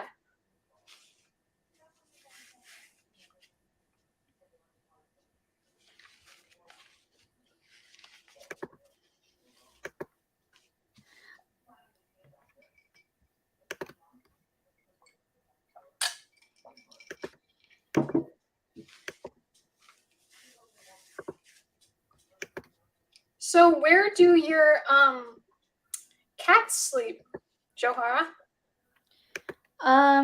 Usually wherever. I mean, usually on the couches, I think. That's just where they tend to go. There's a couple times they'll go into my mom's bed. Yeah. So yeah.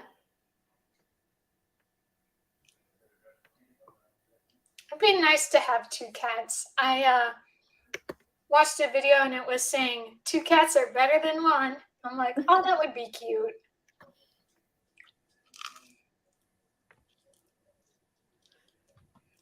I still can't believe that we now have cats. Mm-hmm. My mom and I never wanted pets, and they literally just moved in on their own. Mm-hmm. And then we're like, and they're not gonna leave. Might as well feed them. Mm-hmm.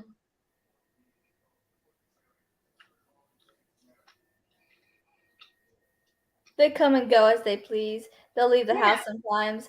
And I have a window right there. And Mhm. whenever they want to, well, Stormy usually goes to my window. Sunshine usually goes to the window by the couch where my mom usually sits. And that's their way of saying, hey, I want in now. Mm-hmm.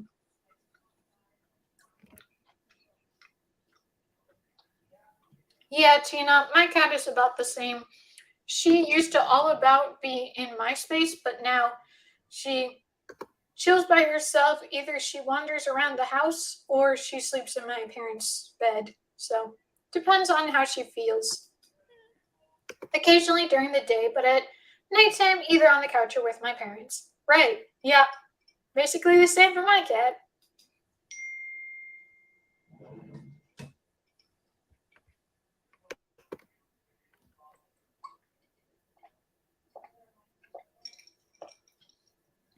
I think she likes the attention of two people and two dogs. Oh, I see.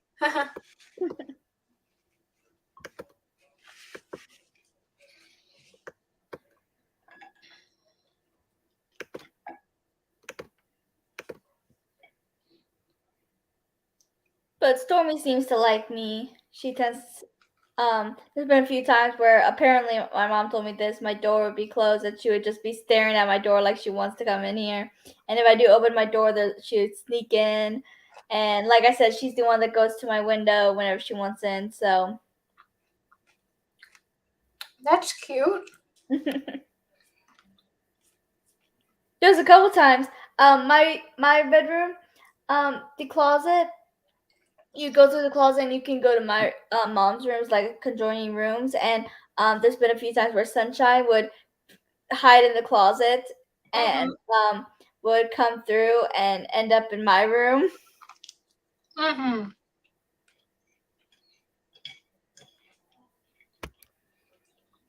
He hasn't done that in a while, but he did it for a little bit there. Mm-hmm.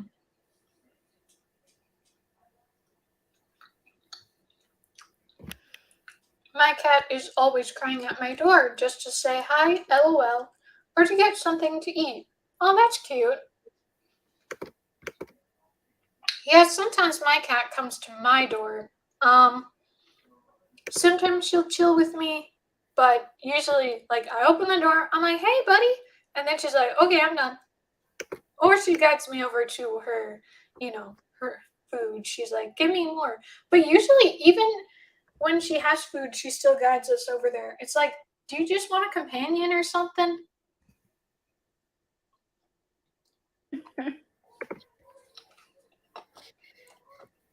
Who knows? Mm-hmm.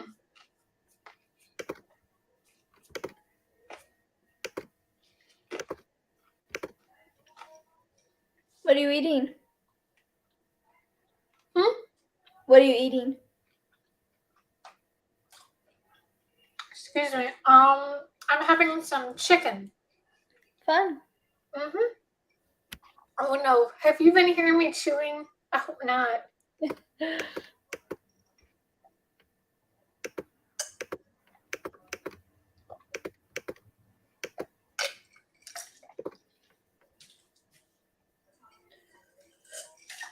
But yeah, I definitely plan to finish my book today.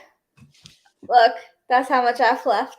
Yay! So close. Yeah. Okay, I have to put my dish away, so I will be right back. Leaving me again.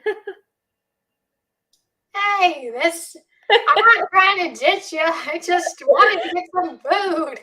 Excuse me that I'm a human being who needs food.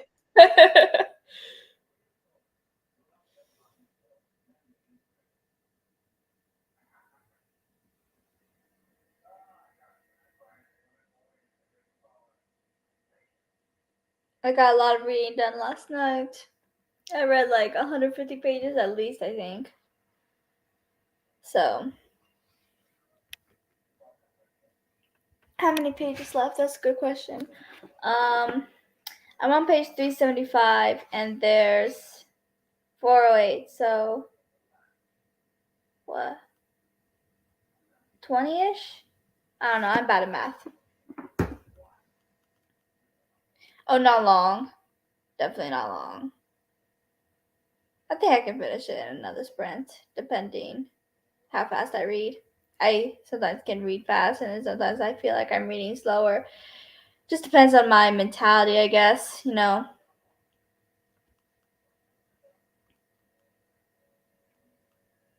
But I think I can finish it in another sprint. Just one more sprint, one more half-hour sprint, and then I'll be done.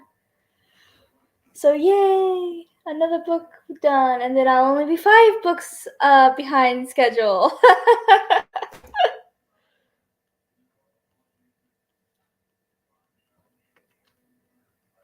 But yeah, the books. Where did I put the books that I want to read next?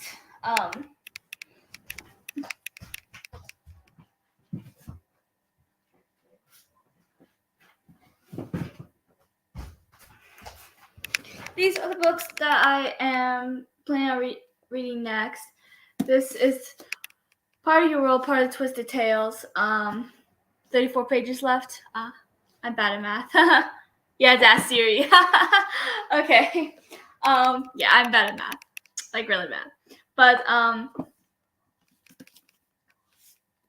this is one of the last Twisted Tales I have to read. I'm not reading them all, only some the ones that interested me. I'm a little worried about this book just because I'm not the biggest Little Mermaid fan, but I'm gonna give it a try. And then the only one I have left is Once Was Mine, which is Tangle one, but I have that on hold on Libby, and it could take a while. And then Bamboo Kingdom, book 1 by and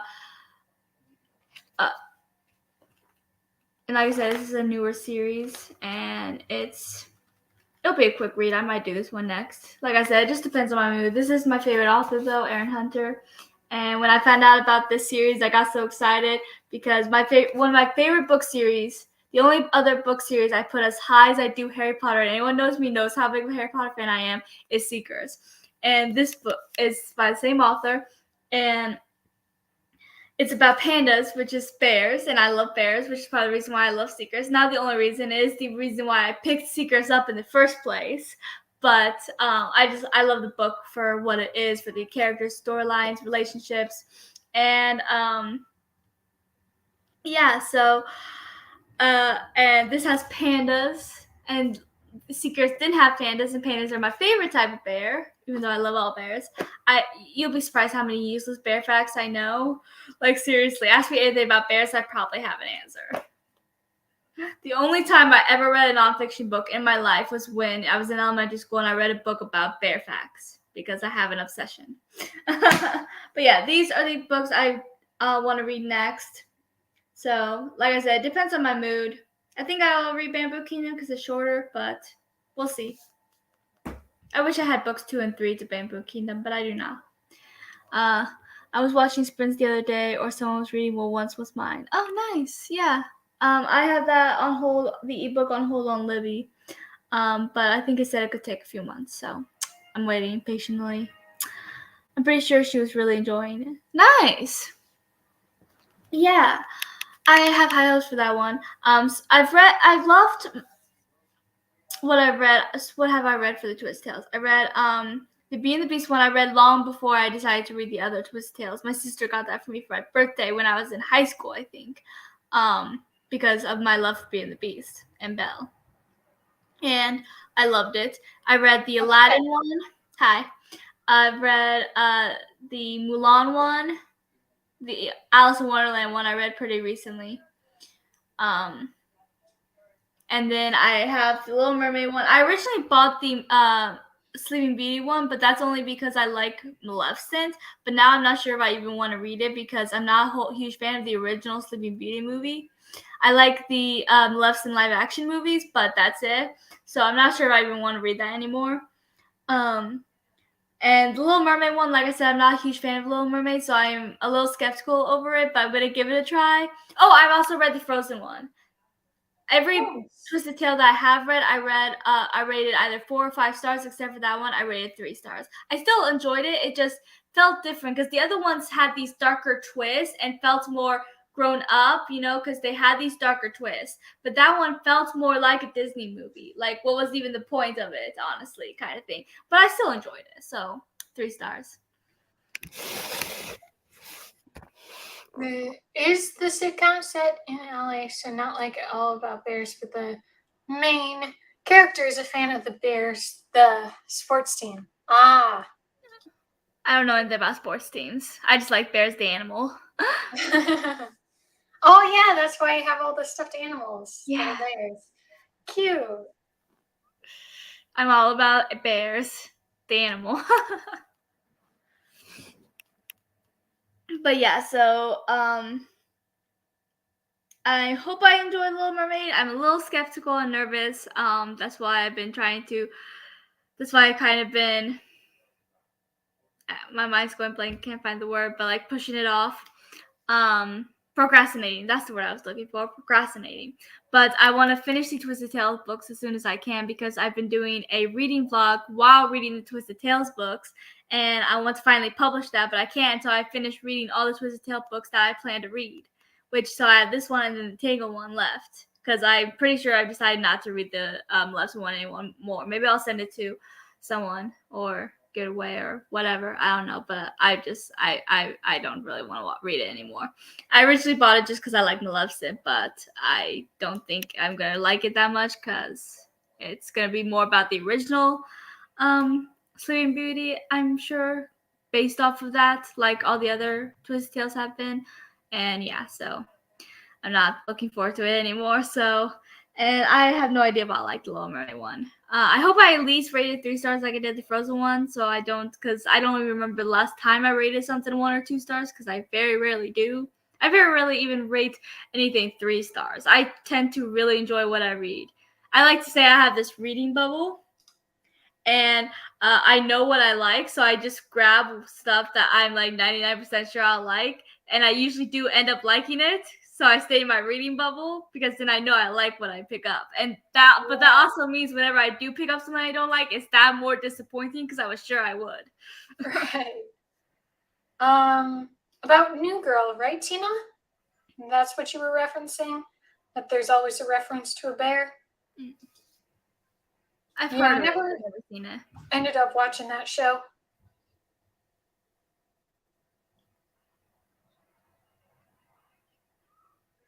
But have you guys read any of the Twisted Tale books?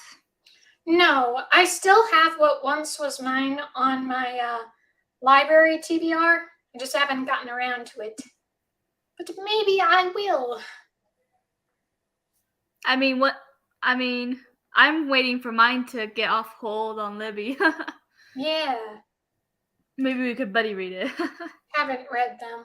Yeah, I haven't read them yet, but I think the Rapunzel one could be good because I like Tangled a lot. So far, I'm trying to think. So I said I've rated the Frozen one 3 stars. The Beauty and the Beast one I rated 4 stars. And then Mulan, Aladdin, and Alice in Wonderland I rated all 5 stars. Nice. So those 3 were obviously my favorite. Mm-hmm. I probably liked the Aladdin one the best. Like that one got dark and I liked it. So I'm sure this is for you, Joharra. You said you were 5 books behind. Is that on your Goodreads goal? 6 books behind. I'll be 5 books behind once I finish the book tonight. But yeah, that's my Goodreads goal. Yeah. I haven't read any of them either, but I want to. Nice. I definitely recommend. But I've only been reading the ones for the fairy tales I care about. Like, I do not like Snow White. I do not like Cinderella. I do not like Peter Pan. So what's the point of picking them up when I'm probably not gonna like them? Yeah. So apparently you convinced Tina to put them on her TBR. Yay! Yeah, I've really enjoyed what I've read of them so far. So Yeah. 3 books behind as of today. Yeah, I wonder what it considers for me, even though I'm definitely not like behind. I hope not. Okay, it says I'm 1 book ahead of schedule right now. So, nice. but again, I'm trying to have like a light plan, a light goal. So, What's y'all's Goodreads? I could follow you. I'm already following Tiffany. yeah. And I'm not sure if I'm following Tina. I might be.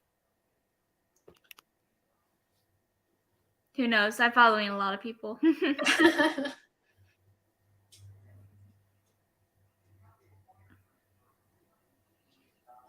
But yeah, after I finish this book, I'll be only 5 books behind schedule. So, Yay. but I'm in more of a reading mood now, again, thankfully. So hopefully by the end of this month, I can be at least almost caught up, like 1 or 2 books behind at the most. I'm hoping. Yeah. Hey, Robin, you're back. I was like, where have you been? I'm 5 books ahead, I think, on Goodreads. Nice. Nice. I might up my challenge. Ooh. Nice. But I'm worried I'll jinx myself. Yeah, well, that's kind of why last year I set my goal at 1.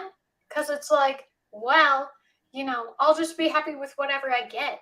You can have like a mental goal, but like be nice on your Goodreads goal, whichever.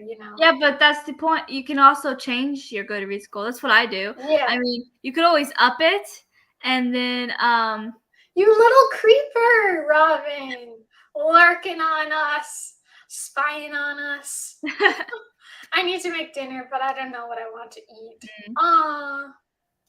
Yeah, But you I can had always, to make sure I had some food. I was like, I'm hungry.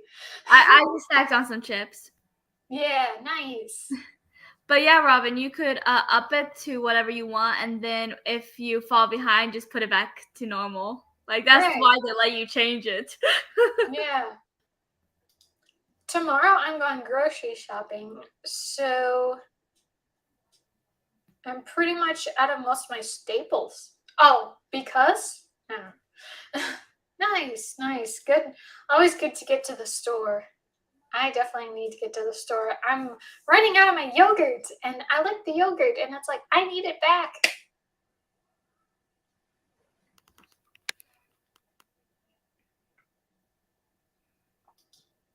So my favorite drink is cherry Coke, and every time we order from Walmart, it doesn't want to come. Cherry Coke has just been out. Yeah. And right now our refrigerator's broken. We're trying to figure out how to fix it. We're gonna call the landlord and stuff. But right when it's broken, because I won't drink hot soda, so I've been drinking juice, which I usually don't drink, but I tolerate it more than hot soda because hot soda is nasty. I'm very particular. But so I've been without my favorite drink for months, and then my refrigerator breaks, and it comes. You've got to be kidding me. Yeah, that's gotta be really frustrating. Yeah. Yeah, I have like a year in my head of 120. So 10 books a month. Wow. That's a lot. That's a lot. Very impressive. Could not be me. Yeah, I just see what I can get. I try to reach 100, and if I can't, I'm like, oh well, there's always next year. But last year, I didn't think I was gonna reach 100, so I lowered it, and then I ended up reaching 100. I was like, what? Yeah, on it. Yeah, I like my soda chilled, or else I won't drink it. Yeah, get the ice, and all's good to go. But yeah, speaking of a broken fridge, our fridge was kind of not doing too well, so we had to get a new one. So new fridge and a new TV. So got a little bit of an update for us, Nice. because like our TV We got it at like the end of 2016, so it's a little over 6 years old, and like it had one of those lines at some point on it, so it's like, yeah, time to get a new one. And then the fridge, like this house is like from 2013, so it was a 10-year-old fridge, so it was time for an update. Oh, I just checked. I'm actually 7 books ahead. Look at you go. I actually prefer not cold soda. Interesting. Really? But I prefer cold water. I Very nice. can't even tolerate any water. I hate water. It's my least favorite everything. I used to hate water, but now that's all I drink. And then whenever I have soda, I'm like the carbonation is like so much. I'm like, whoa. I have a lot of tooth problems, so I can drink nothing cold. Wow. Well, I would understand that. That's a pretty legit reason. Yeah.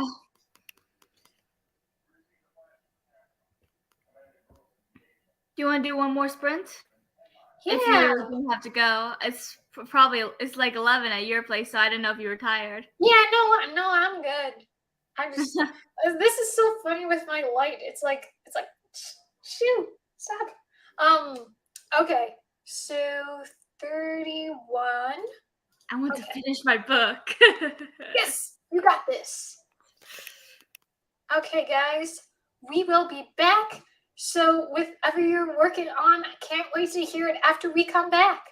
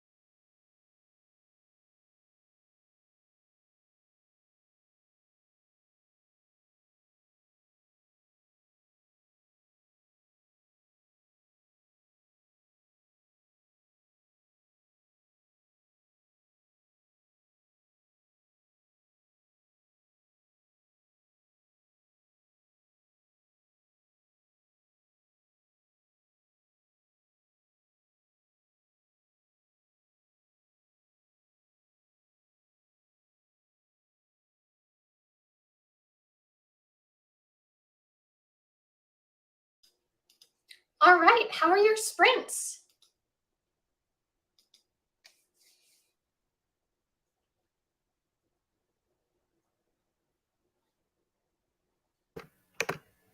Hi. I did not finish, but I am very close. I am on page 399. Trying to see how many pages. It's not wanting to work with me. The pages won't move. 8 pages, I think. How 8 many? pages. 8. You're 8 pages away? Yeah. Hooray! Is it They're good? right there. Are you enjoying it? Like, does it feel like so far a good ending? Yes. Astra Great. seems to be healed, which is good, but I still feel like there's something that's gonna happen. Oh no. Watched YouTube again. Nice. I got to reading a little bit. So she just met her first potential. This is terrible. Oh no. She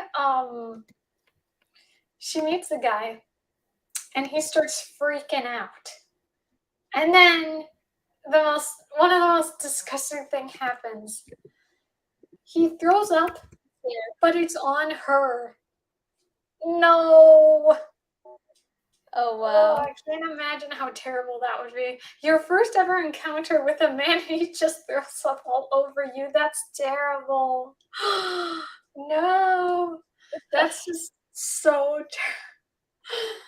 It's embarrassing on both fronts though, but like Yeah. if this was real, yeah, that's embarrassing. But why'd they put that in the book? It's like I was like, oh yeah. Robin, you're like, oh no, oh yes. Apparently this is what's going on. Can you imagine? Like, this is literally her first ever encounter with a male, and that's what happens to her. He freaks out and throws up all over her. Oh my gosh, no. And the worst thing is, apparently, the people, because it's like the government has her in custody and all that sort of thing. So they have cameras everywhere watching it. I don't know if they went live. How terrible would that be? It's like, that'd be horrible for the entire world to see. I hope they didn't. But it does say at least the government is watching. It's like, ugh, it's terrible. Oh, but by the way, Robin, you were totally right. And it says that Bran means father of multitudes. And it said something else. Father of a multitude or many nations. And someone I didn't even think of, they talked about Bram Stoker, for Dracula. So I didn't even think about that for a name. 15 more pages and even more intrigued. Hooray!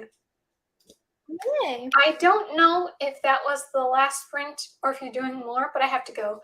Oh, well, thank you so much for coming on, Tina. I look forward to next time.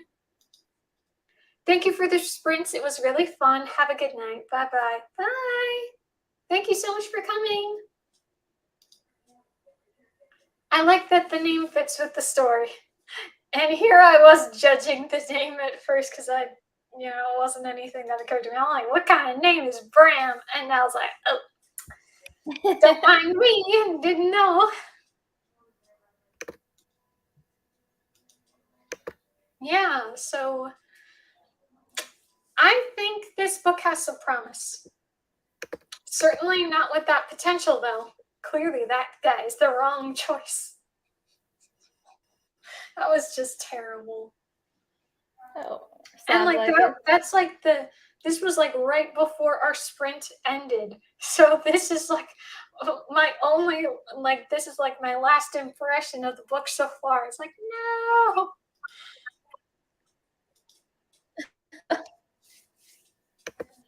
Yikes. Do you know what your name means, Joharra? It means jewel in Africa. Nice. What does your name mean? I know what it means for the reason that my parents made it, but I just want to see to make sure that that's always what it means. But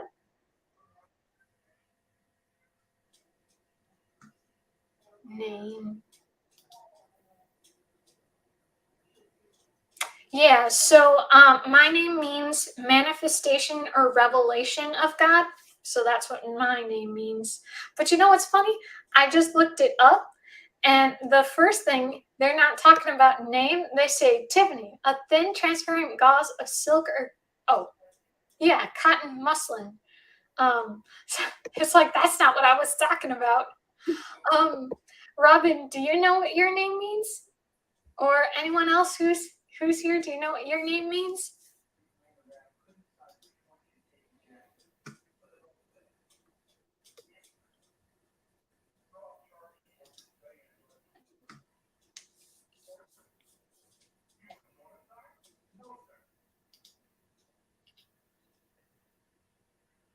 Yeah, my mom found out that my name meant jewel in this movie called The Jewel of the Nile. And I've never seen it, but I guess they were like African, so they named the jewel that they were after Joharra because that's what jewels mean. So Nice. So I just Googled it. It means shining bright. Ooh, just like a diamond. Aw. That's cute. That's a nice definition for your name. Or meaning, whichever they call it. It's cool.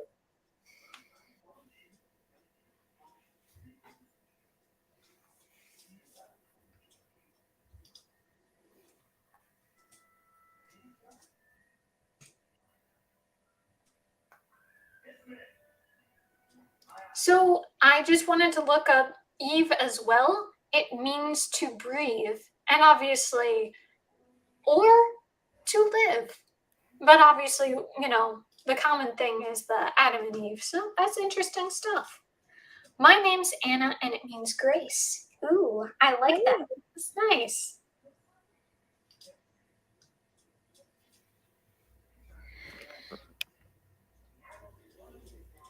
So, what did you say you wanted to read after you finish your book? I'm considering between Bamboo Kingdom by Aaron Hunter and Parts of Your World, The Little Mermaid Twisted Tale. Nice. You said you don't like The Little Mermaid, or was it something else? I'm not the biggest fan of it. I mean, okay.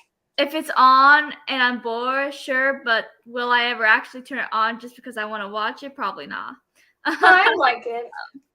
Yeah, it's not one of my favorite fairy tales, but I'm gonna give it a try because I don't dislike it like I do some of the other ones. Like I do not like Snow White at all. That's probably my least favorite. That is my least favorite. Well, it's the oldest one, so it's like, well, Also, they have too many. They have too many film adaptations of Snow White. It's like, we get the story, okay? I haven't actually seen that many. I've seen a lot, and I mean a lot for Cinderella. There's a fair number of them too. But yeah, so I don't know. This one is shorter. And I'm still kind of procrastinating the Little Mermaid one a bit because I want to finish the Twisted Tales, but at the same time, I'm more hesitant for this one than the other ones because, like I said, I'm not as fan of the fairy tales I am with the others. So, we'll see. It depends on my mood. Nice. But I am very highly anticipating this one, so I am leaning towards reading this one because this is by, first of all, it's about a panda. And second of all, it's by my favorite author, Aaron Hunter, who wrote Seekers. And everyone knows how much I love Seekers. Yes, we do. Your old name totally, gave us the info for that. That's for sure. Oh, I can go ahead and check what I was talking about with seeing which book of the 3 books I'm going to read, which one has the best Goodreads. I mean, obviously, like, other people's rating doesn't mean reliability, but it might be nice to check it out.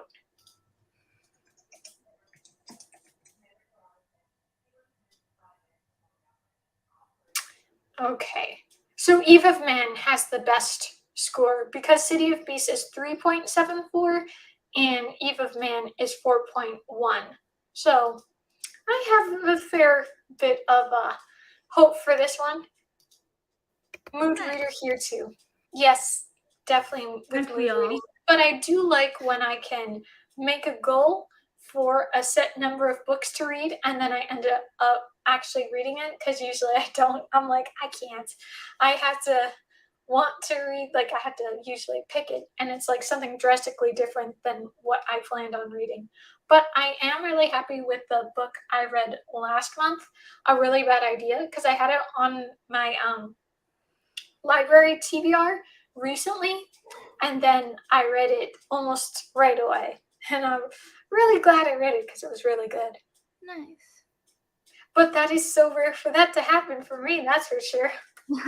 Like, so harsh.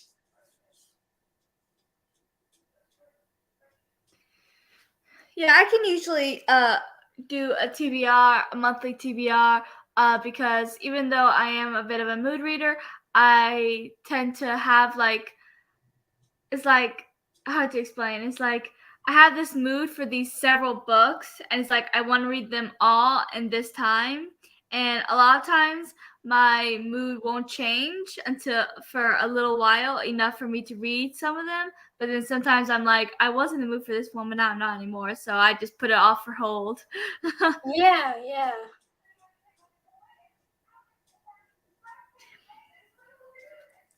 But yeah, the more I think about this book, the more I'm getting hyped for it. So this is probably gonna what I read for next because I'm definitely getting the mood for it. Yeah. Do you think after you finish this book you're gonna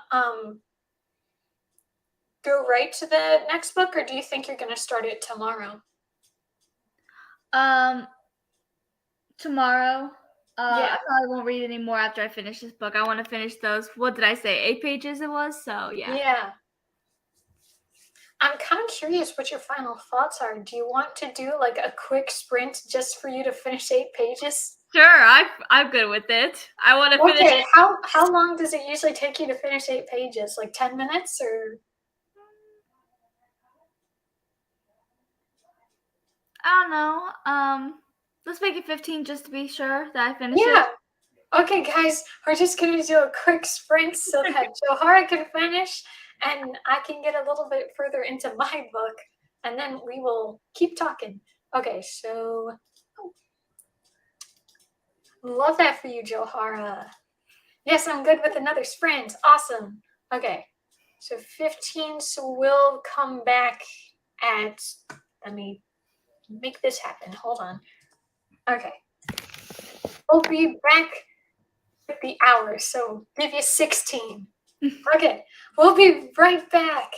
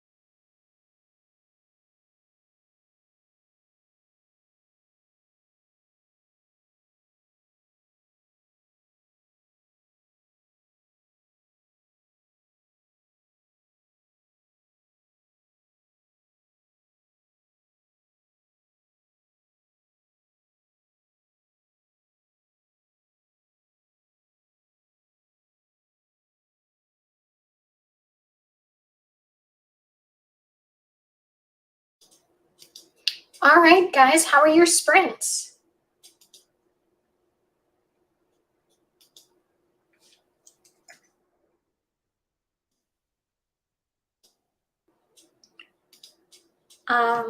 I got further into, yeah, no, I took care of that. Okay. I got further into my book, and apparently one of the people, like, there's the head that's like head of the government, and that is the father of the guy who's like partially a protagonist, and also he is he yeah, I don't know. I don't know what happened. Maybe it was another problem with the internet again. But like, we want to hear what comes next. Hopefully she's coming back. I don't know. 10 pages for me this time. Awesome. Hello. We're currently reading right now. Let us know if you're reading anything. So basically, again, this girl, Eve, the government, has her in their custody, and they're protecting her and all sorts of things.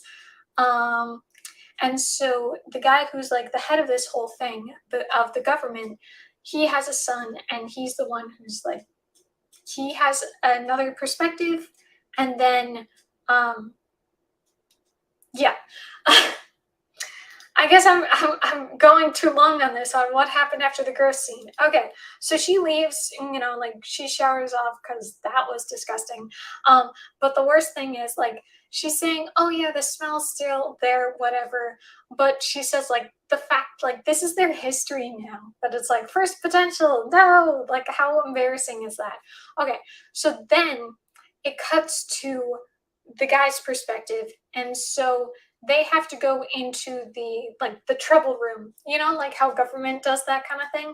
And so they have to like figure out what to do now. And so apparently there's like multiple people that are about the same guy's age as Bram, and one of the guys, Jackson, like, he's a total jerk and everything. And so he's like, "Oh, what's even the point of us having potentials? Why not just stick all of us in the room, and all of us have a go at her? Like, it's bound to happen for one of us." And that's when Bram punches him in the face. And then apparently Jackson is way stronger than Bram, though, because then he chokes him out. So it's kind of crazy. Kind of crazy. Um, and then the worst thing is you find out, so again, like I said, Bram's dad is like the head of this whole thing with the government. He literally says, "Can you just go ahead and kill my son? Like, we have work to do for one of the most important things." Like, he doesn't even care his son is getting choked out. Like, that's crazy. But that's about where I'm at. So, like, they're just about to deal with some issues, but that's where I'm at. So, there's a lot going on. I'm reading Kafka of the Shore. Ooh, awesome. Yay. Yay, you're back. Joharra, hooray, you're back. Sorry about that. I finished a few minutes before the sprint ended, and then a minute before the internet decided to mess up. So, Yeah. But I finished my book. Yes. Yeah, awesome. Robin just said, because I just told what happened with my book after that whole crazy thing. Oh, wow, that sounds crazy. Yes, yes, it is. She lives. She's back. Back from the dead. So, tell us, how'd you feel about the end of the book? It left me on a cliffhanger. And No. And Those I are can't. the worst. Yeah, I couldn't. First of all, I can't get to book 4 right now. And second of all, I told you how it's like the odd numbers are certain characters in this world, and the even numbers are other ones. So I won't even be getting these characters until book 5 is published yet. I think it's off the editor. I know the author's on Twitter. I think it's in the editor stage, but it's not published yet, so I can't even get to it right now. And I want to know what happens. I mean, the way it ended, it's like everything seems great, right? They are off Astra is slowly healing. She's still, it's a slow process, but she looks like she's gonna live. But and then Luco's sister shows up, who betrayed them in book 1, Yeah. and it was always kind of a jerk. And she shows up, acting all apologetic about everything, with a note from Tyron, who's the villain, basically saying he knew each step they were going to make before they made it, so he knew exactly where they were. Oh no. I'm just like, oh my gosh. And now I want to know what happens, but I can't. No. That's so frustrating. So there's a lot going on in my book too. Every chapter I find a new intrigue. Man, I'm so glad that your book is like has you in a chokehold. You're just like, yes, Yeah. this is awesome.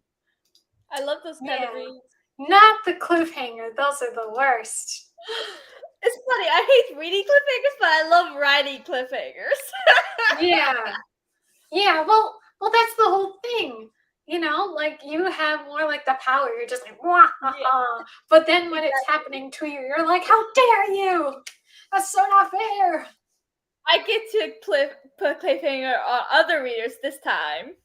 Oh boy.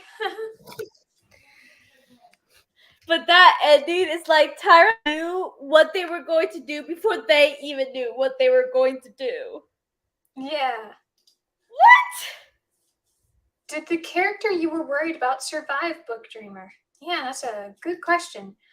Is this last sprint's? Yeah, I think so. Don't you think so, Joharra? This was the last one.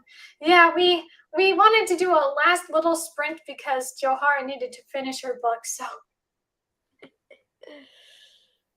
we had to know what was going on. Yeah, and now I have more questions than answers. Yeah. I want book 5, but book 5's not even out yet. That is frustrating, but that's kind of why, like, if there is like a series that isn't finished yet, I usually let it sit. I don't touch it, and then once everything's out, then I'll start reading. Obviously that doesn't always happen, so that's too bad though. It's like, come on. Right. Yeah. What is kind of funny though is with where I'm at with my book, I'm not as like, oh no, I need to know what comes next. I'm just like, oh my gosh, like it's obvious. I mean, this guy doesn't even care about his own son. How could he care about anyone else? Like, I'm sure his idea is going to be terrible with like how they can fix things. I'm like, no thanks. No. Oh, I don't know if you, Joharra, or you, Robin, remember, but in October, or was it November? October. I read the 100, and one of the characters' his name is Wells, and he totally sucks. And he is the head, like they have like someone who's like the captain or champion of the ship, whatever, and he's the son. And so everyone always treats him like, do you get what I'm saying? That it's like, they always treat him bad because he gets favoritism and stuff like that. And obviously, like, he has power and influence just because that's his dad. And it's just so crazy to me because this exact same guy, Bram's last name is Wells too. I think though that Bram is going to be way better than Wells. So that shouldn't be too bad, but it's just like, that's so crazy. Like almost the exact same situation. But in the Flash, the main bad guy's name is Wells. Apparently, Wells are just Wells, no. Yeah, the character seems to have survived. Not sure yet, but he arrived where he could be saved. All right. Fingers crossed, he's gonna be okay. Yeah. Robin, did you do anything with your sprints?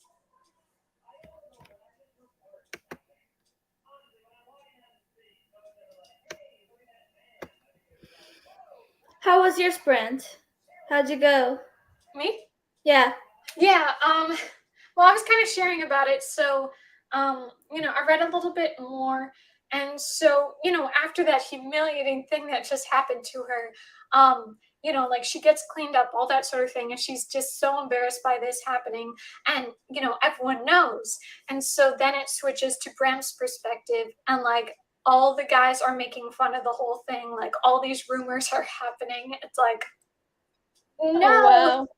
And then, this is what happens. I already told everyone in the, all the people that are watching that. So basically, apparently, one of the people that works there, his name is Jackson. He's a total jerk. And so he is like, oh, why do we even have potentials, for her to find someone to, start having kids with? And he's like, why don't they just let us all into the room and have a go at her? Obs are one of us. And then Bram punches him in the face, but then apparently Jackson is like super strong, because then he just chokes Bram out and he almost succeeds in killing him. And then the head, the head who is the father of Bram, is like, he's almost like, go ahead and do it, we have more important things. So he lets him go, but it's like, how horrible of a guy do you have to be? Like, oh my gosh.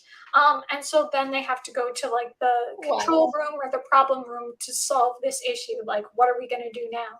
So that's kind of where I am. So there's a lot of like, I don't know what this guy's going to say, I made a bite to eat. PB&J, yay, that's awesome. I'll try to catch another taste sprints from the beginning. Yeah, maybe so what we're talking about doesn't make much sense.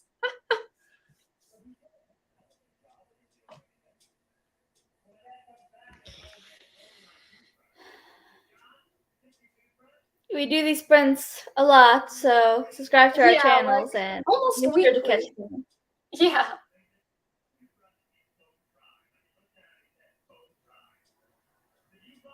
You must be getting tired. It's midnight where you're at. I'm actually doing pretty good, because at first, like this whole Really? day, my energy was like so low, and now my energy is a little bit higher. Plus, I just had some food, so I'm feeling a little bit more energetic. Nice. Robin, I know you said you finished a book the other day. Do you have another book you have in mind that you want to read soon?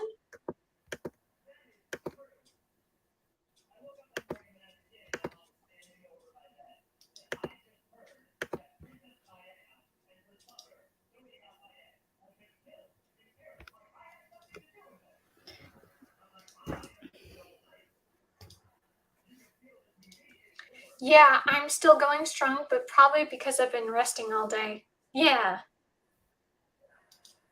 Nice. for sure. Ooh, possibly Handmaid's Tale. Okay. Hey, you let me know how it goes. Like, I tried watching The Handmaid's Tale a couple of years ago, and it was just too intense for me. But I don't know, maybe the book is not as bad, so let me know. Like, and I mean bad as just too intense, a little too sad. But I don't know about the book, so keep me posted, Robin. I'd love to know if it's worth reading. Or Kindred, because Hulu has the TV show up, but I don't want to watch it until I've read the book, and I love the other series I read by the same author. Awesome.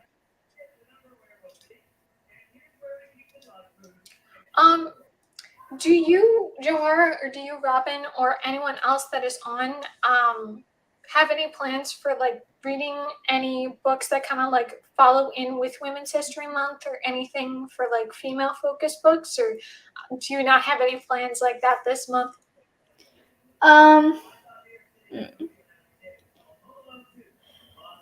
to remember my TBR.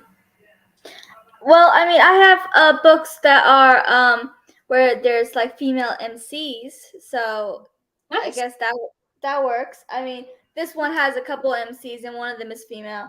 Then The Little Mermaid, that obviously has a lot to do with Ariel. I'm not sure about these characters yet. But then The School for Good and Evil I wanted to read this month. The two main characters are both female best friends, so Nice. I'm planning to read The Handmaid's Tale in April. Well, good luck. Is this going to be your first time reading it?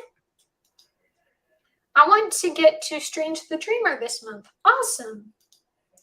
That's why I was thinking maybe Handmaid's Tale because it is feminist. Yeah, exactly. And, oh, there we go. Oh, cool, Book Dreamers Alley. Are you reading it in April for any specific readathon? Yes, good questions. Yeah, like with all the thing about the reproduction with everything that's going on in my book, that's why they kind of like say it's like that book, but obviously not quite as intense. So, maybe I'll read The Handmaid's Tale if you say it's good, Robin. I have a couple of books this month with female MCs. The Girl from Everywhere, Milkwood, Imperium. I can't speak. Imperium, and The Hand on the Wall at least. Yeah, first time. I barely reread. Yeah, I don't do much either. But I yeah, reread I a know lot. yeah, you do. I was just gonna say, like, obviously, like with Robin and I, we were, doing some reading on the Hunger Games. She finished it, and so far I haven't. But like I haven't read it since I read it the first time over 10 years ago. So like I feel like it is a reread, but it's like reading it totally different. Like you're a whole new person 10 years later, you know? Yeah, especially if you haven't read it in such a long time, it's like there's barely anything you really remember. So it's almost like, except for a few things you might remember while reading, it's almost like reading it for the first time because you don't remember that much. Yeah, right. I'm reading it for Aurelium and Nevermoreathon. I'm a team captain for that one. Ooh, exciting! Yeah, Robin and I, along with one other person, host Monster High Readathon every October, which is a lot of fun. Yeah. It's really cool. Oh, cool. I'm not familiar with that readathon, but I'll check it out. Really cool. I know the Marvel-a-thon readathon is happening this month, but because of how hard it is for me to read, I don't think I'll really be able to participate because it's like, it's so hard for me to read. So it's like, hey, I'll be happy with the people that do it though.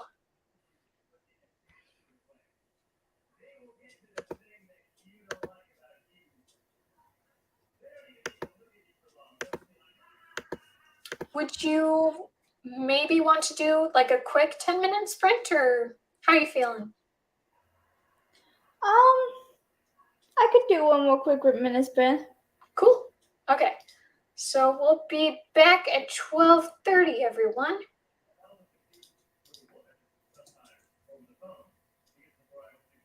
Okay. Happy reading!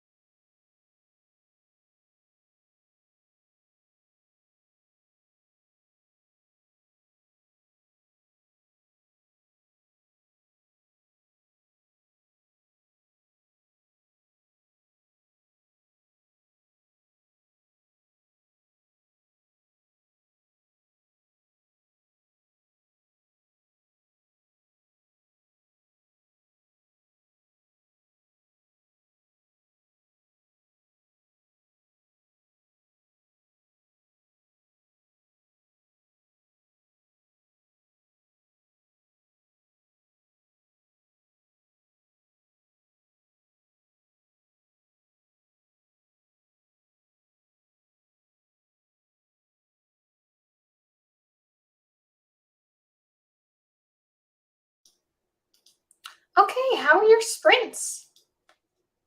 I didn't do much. I was just checking social media and I wrote a review for the book I just finished. Awesome.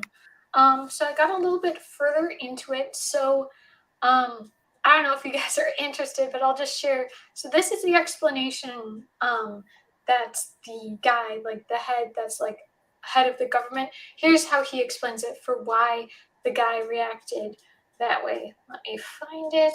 Okay, so here's what he says.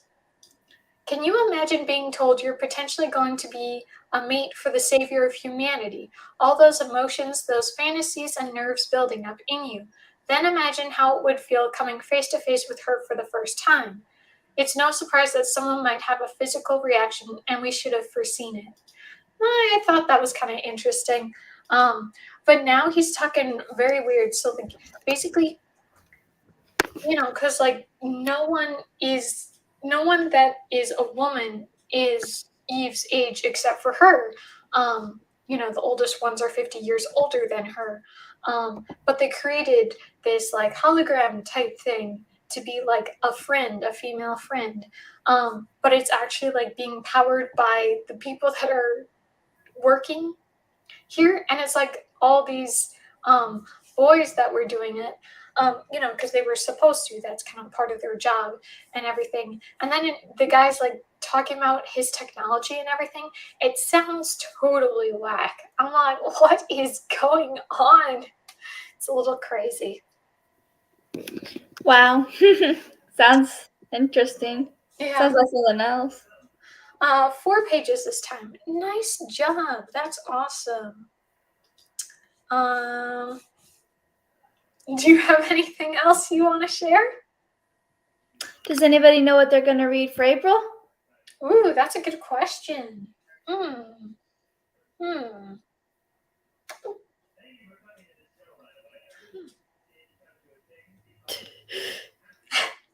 You asked such a good question that totally stumped me.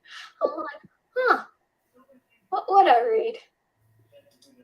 I mean, I think I would try to get more into Kindle Unlimited since, I have the subscription for the last little bit, so I should try that more. The companion sounds interesting, but I predict that the men might use it to manipulate Eve. Oh, that's literally what they talk about. That it's, like you communicate with her, but you manipulate her. That's what it was talking about, the whole thing. Because, like, the government wants to know her inner thoughts and everything, and they're not getting it with the more grown adults. So they're having these kids use it through this holographic form to get her real thoughts and everything. It's like, oh, that's so creepy. No. But I'm pretty sure the girl gets to escape, and I'm pretty sure the guy helps her. So, but I still have a long ways to go. I don't know. I might check out that readathon the Book Dreamers Alley mentioned, and if I decide to do it, the prompts will dictate what I read. Nice. Yeah, very messed up, 100%. So it's like, I mean, the whole thing is really messed up because, but one thing that I do find kind of interesting, like, let's say they do find and do what they want to do with having her get with somebody. What if she still gives birth to all boys? Then it's like, well, you tried your best, guys, but that's it. And all those boys are just going to die alone. Like, literally, like, it used to be a portion of people, but now it's going to be like maybe 3 or 4 people. It's like, man, that's going to be miserable. Wow. Alone.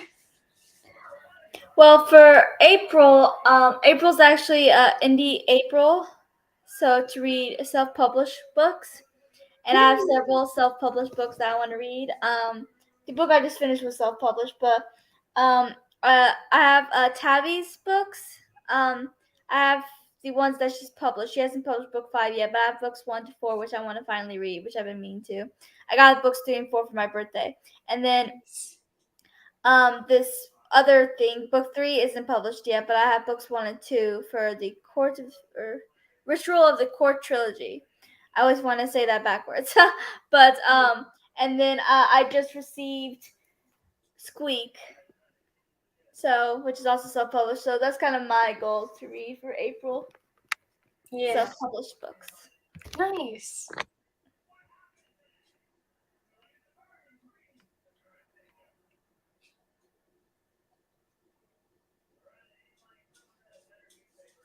Yeah, I don't know what I'll read in April. Maybe some like more like sometimes I like to go with the theme of things, so I might go for more like nice blooming type books, more spring season type books, just something very nice and light and fluffy. So Nice. I might go for that in April, but I don't know.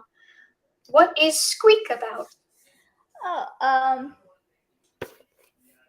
10-year-old Celeste Asher is as shy, quirky, and awkward as they come. After her mother remarries and moves her away from her friends, she finds herself alone and targeted by local bullies known as the Beastly Trio. If that isn't bad enough, her new stepfather is her fifth-grade teacher. One day, using courage she didn't know she had, Celeste rescues a mouse from being tortured by the same bullies who torment her. Her unexpected bravery is the spark that causes her fellow students to take a second look at the quiet new girl. Her awkwardness is multiplied by an unusual new friend and newly discovered ability, both of which she has no choice but to keep secret. This coming-of-age tale set in 1984 is about a young girl who, with help from a special little friend, learns to stand up for herself, develop confidence, make friends, and bond with her stepfather. It was sent to me by the author, so Oh, cool. yeah, That's she even fun. signed it. So Nice. yeah, That sounds like a fun book. yeah. Sounds like something very cute and fluffy, like you were talking about. Yeah, exactly. That's cool.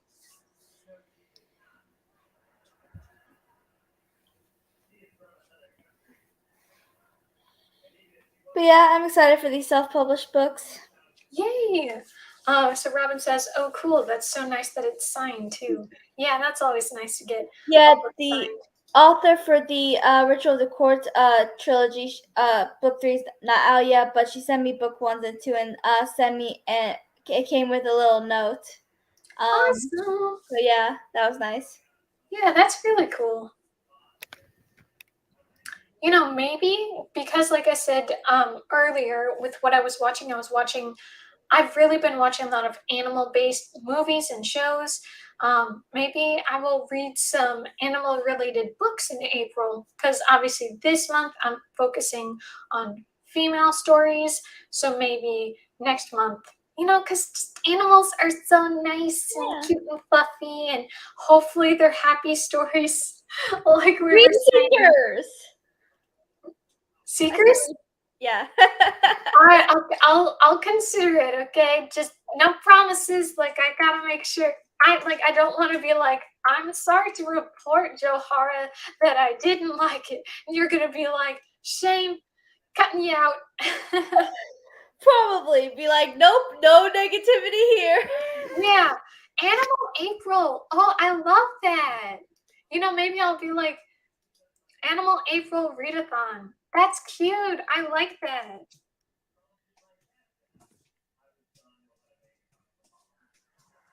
Yeah, I plan to reread Seekers soon because I'm obsessed with that series. I plan to Yeah, read you Seekers love it. and Harry Potter again.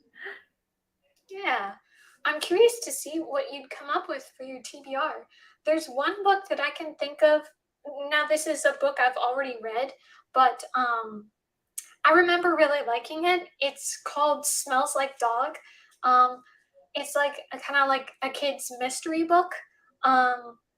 I don't remember if the sequel is any good, but what was really cool about the book is at the very beginning, there's an author's note, and she says, I hate stories where they kill off the dog. So just to let you guys know, the dog doesn't die. The dog's okay.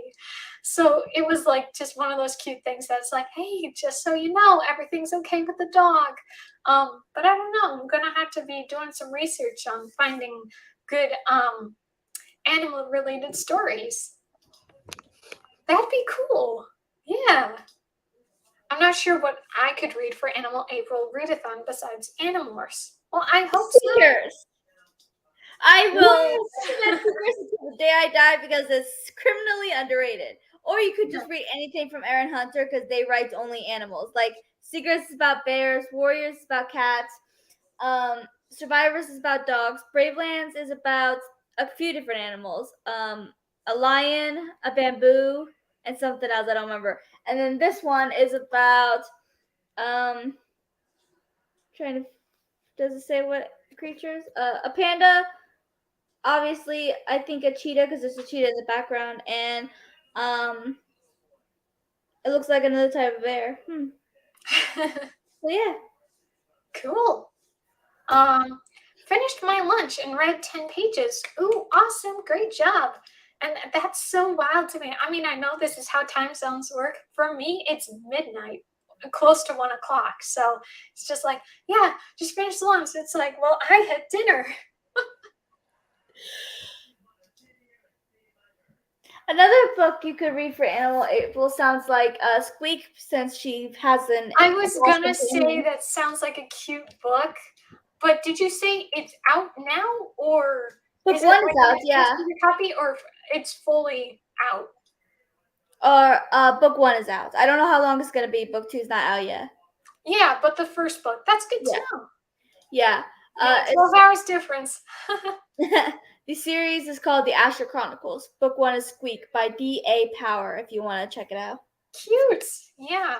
I'm gonna look at some animal related books, and this actually could be a good TBR because, well, like a TBR that I could complete because I'm guessing there's gonna be a lot of books that are more kid stories or middle grade, and that level of like how small they are probably will work way better. But also I just hope they make me happy because I like animals and I like to hear nice things about these animals, so I hope that's the case.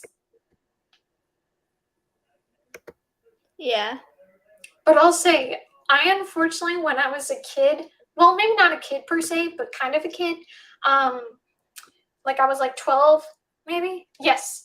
But I unfortunately found this book. It was like a book that was just available, and it like was animal related, but also it was like it was weird. It was like an adult book. It's like, oh, I shouldn't have read that book. But fortunately, I could just have like a bad memory and have it go away. I was like, forget about it. Yeah. So, I mean, I'm not saying like in any way. So, did you guys like take your cats to the vet? Just to make sure they're okay. No. Oh, okay. You're like, yeah, they'll be fine. I'm just kidding. I'm just kidding. I was just asking.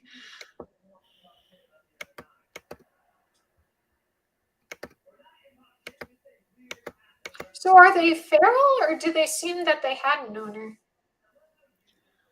I mean, other than that little instance with Sunshine going kind of berserk for a little bit, they've been pretty chill. Nice, nice. That's good. Is it still pretty cold where you're at? I mean, it has its moments. It's like the weather's changing so much. It's like it'll be like freezing, then it'll be really hot. So that's what, and so everyone's getting sick constantly. I've been sick a few times because the weather will not stay. So it depends on the day. Yeah.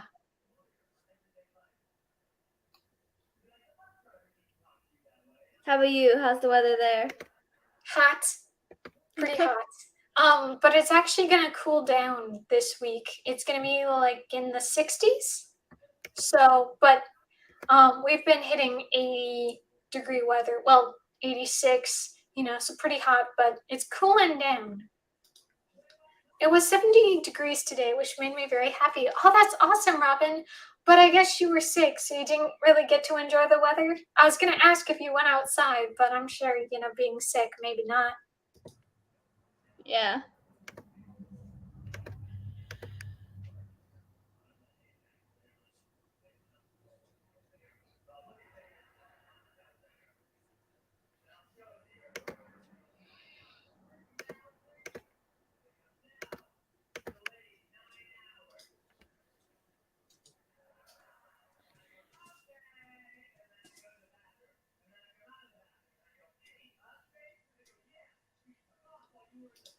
Here it's 94 degrees. Wow, that is really, really hot. Wow. I did go outside briefly, but I tried not to overstrain myself. Understandable. Yeah. Oh, wow, that is really hot, Nadine. Oh, yes.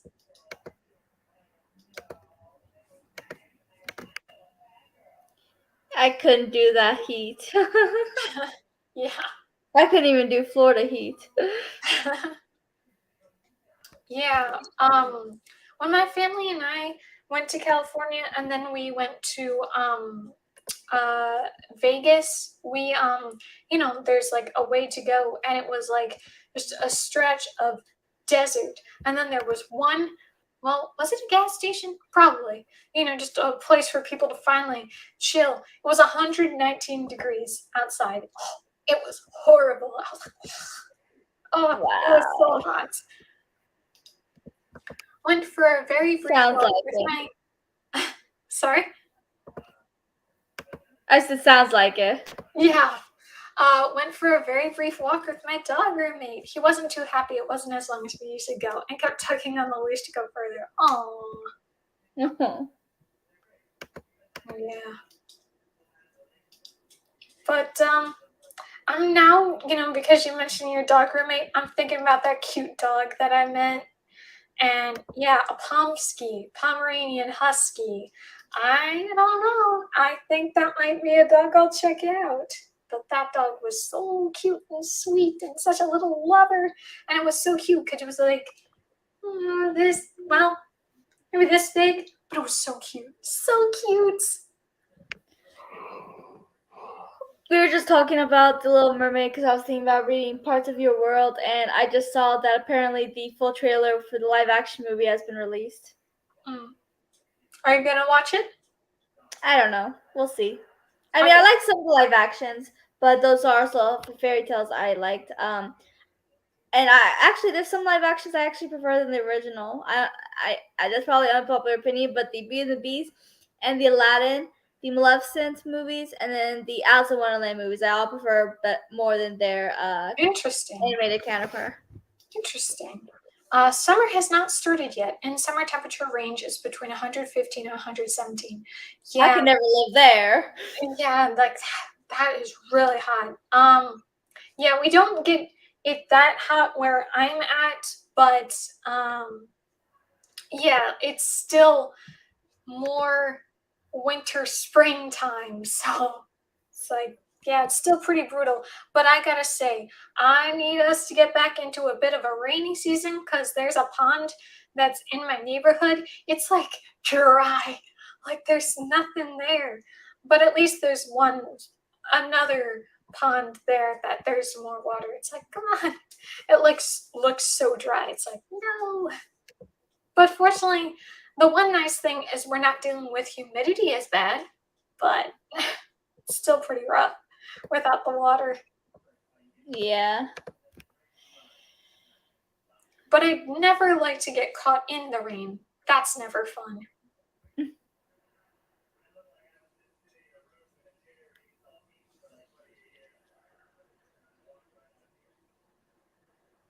I'm getting tired. Okay. Do you think you're done for the night? Yeah. Okay, guys. Don't know if you have anything else to share. If you'd like, be sure to subscribe to my channel or Joharra's channel. I just posted a video today, so you can definitely check that out. After the sprints. And Joharra, if you have any videos to share for you. Yeah, I just posted the Six of Crows book references in Shadow and Bone Season 1 today, so. Awesome. All right. So I think that is it, everyone. Thank you so much for joining in. We'll see you guys next time, probably in a week. All right. See you guys.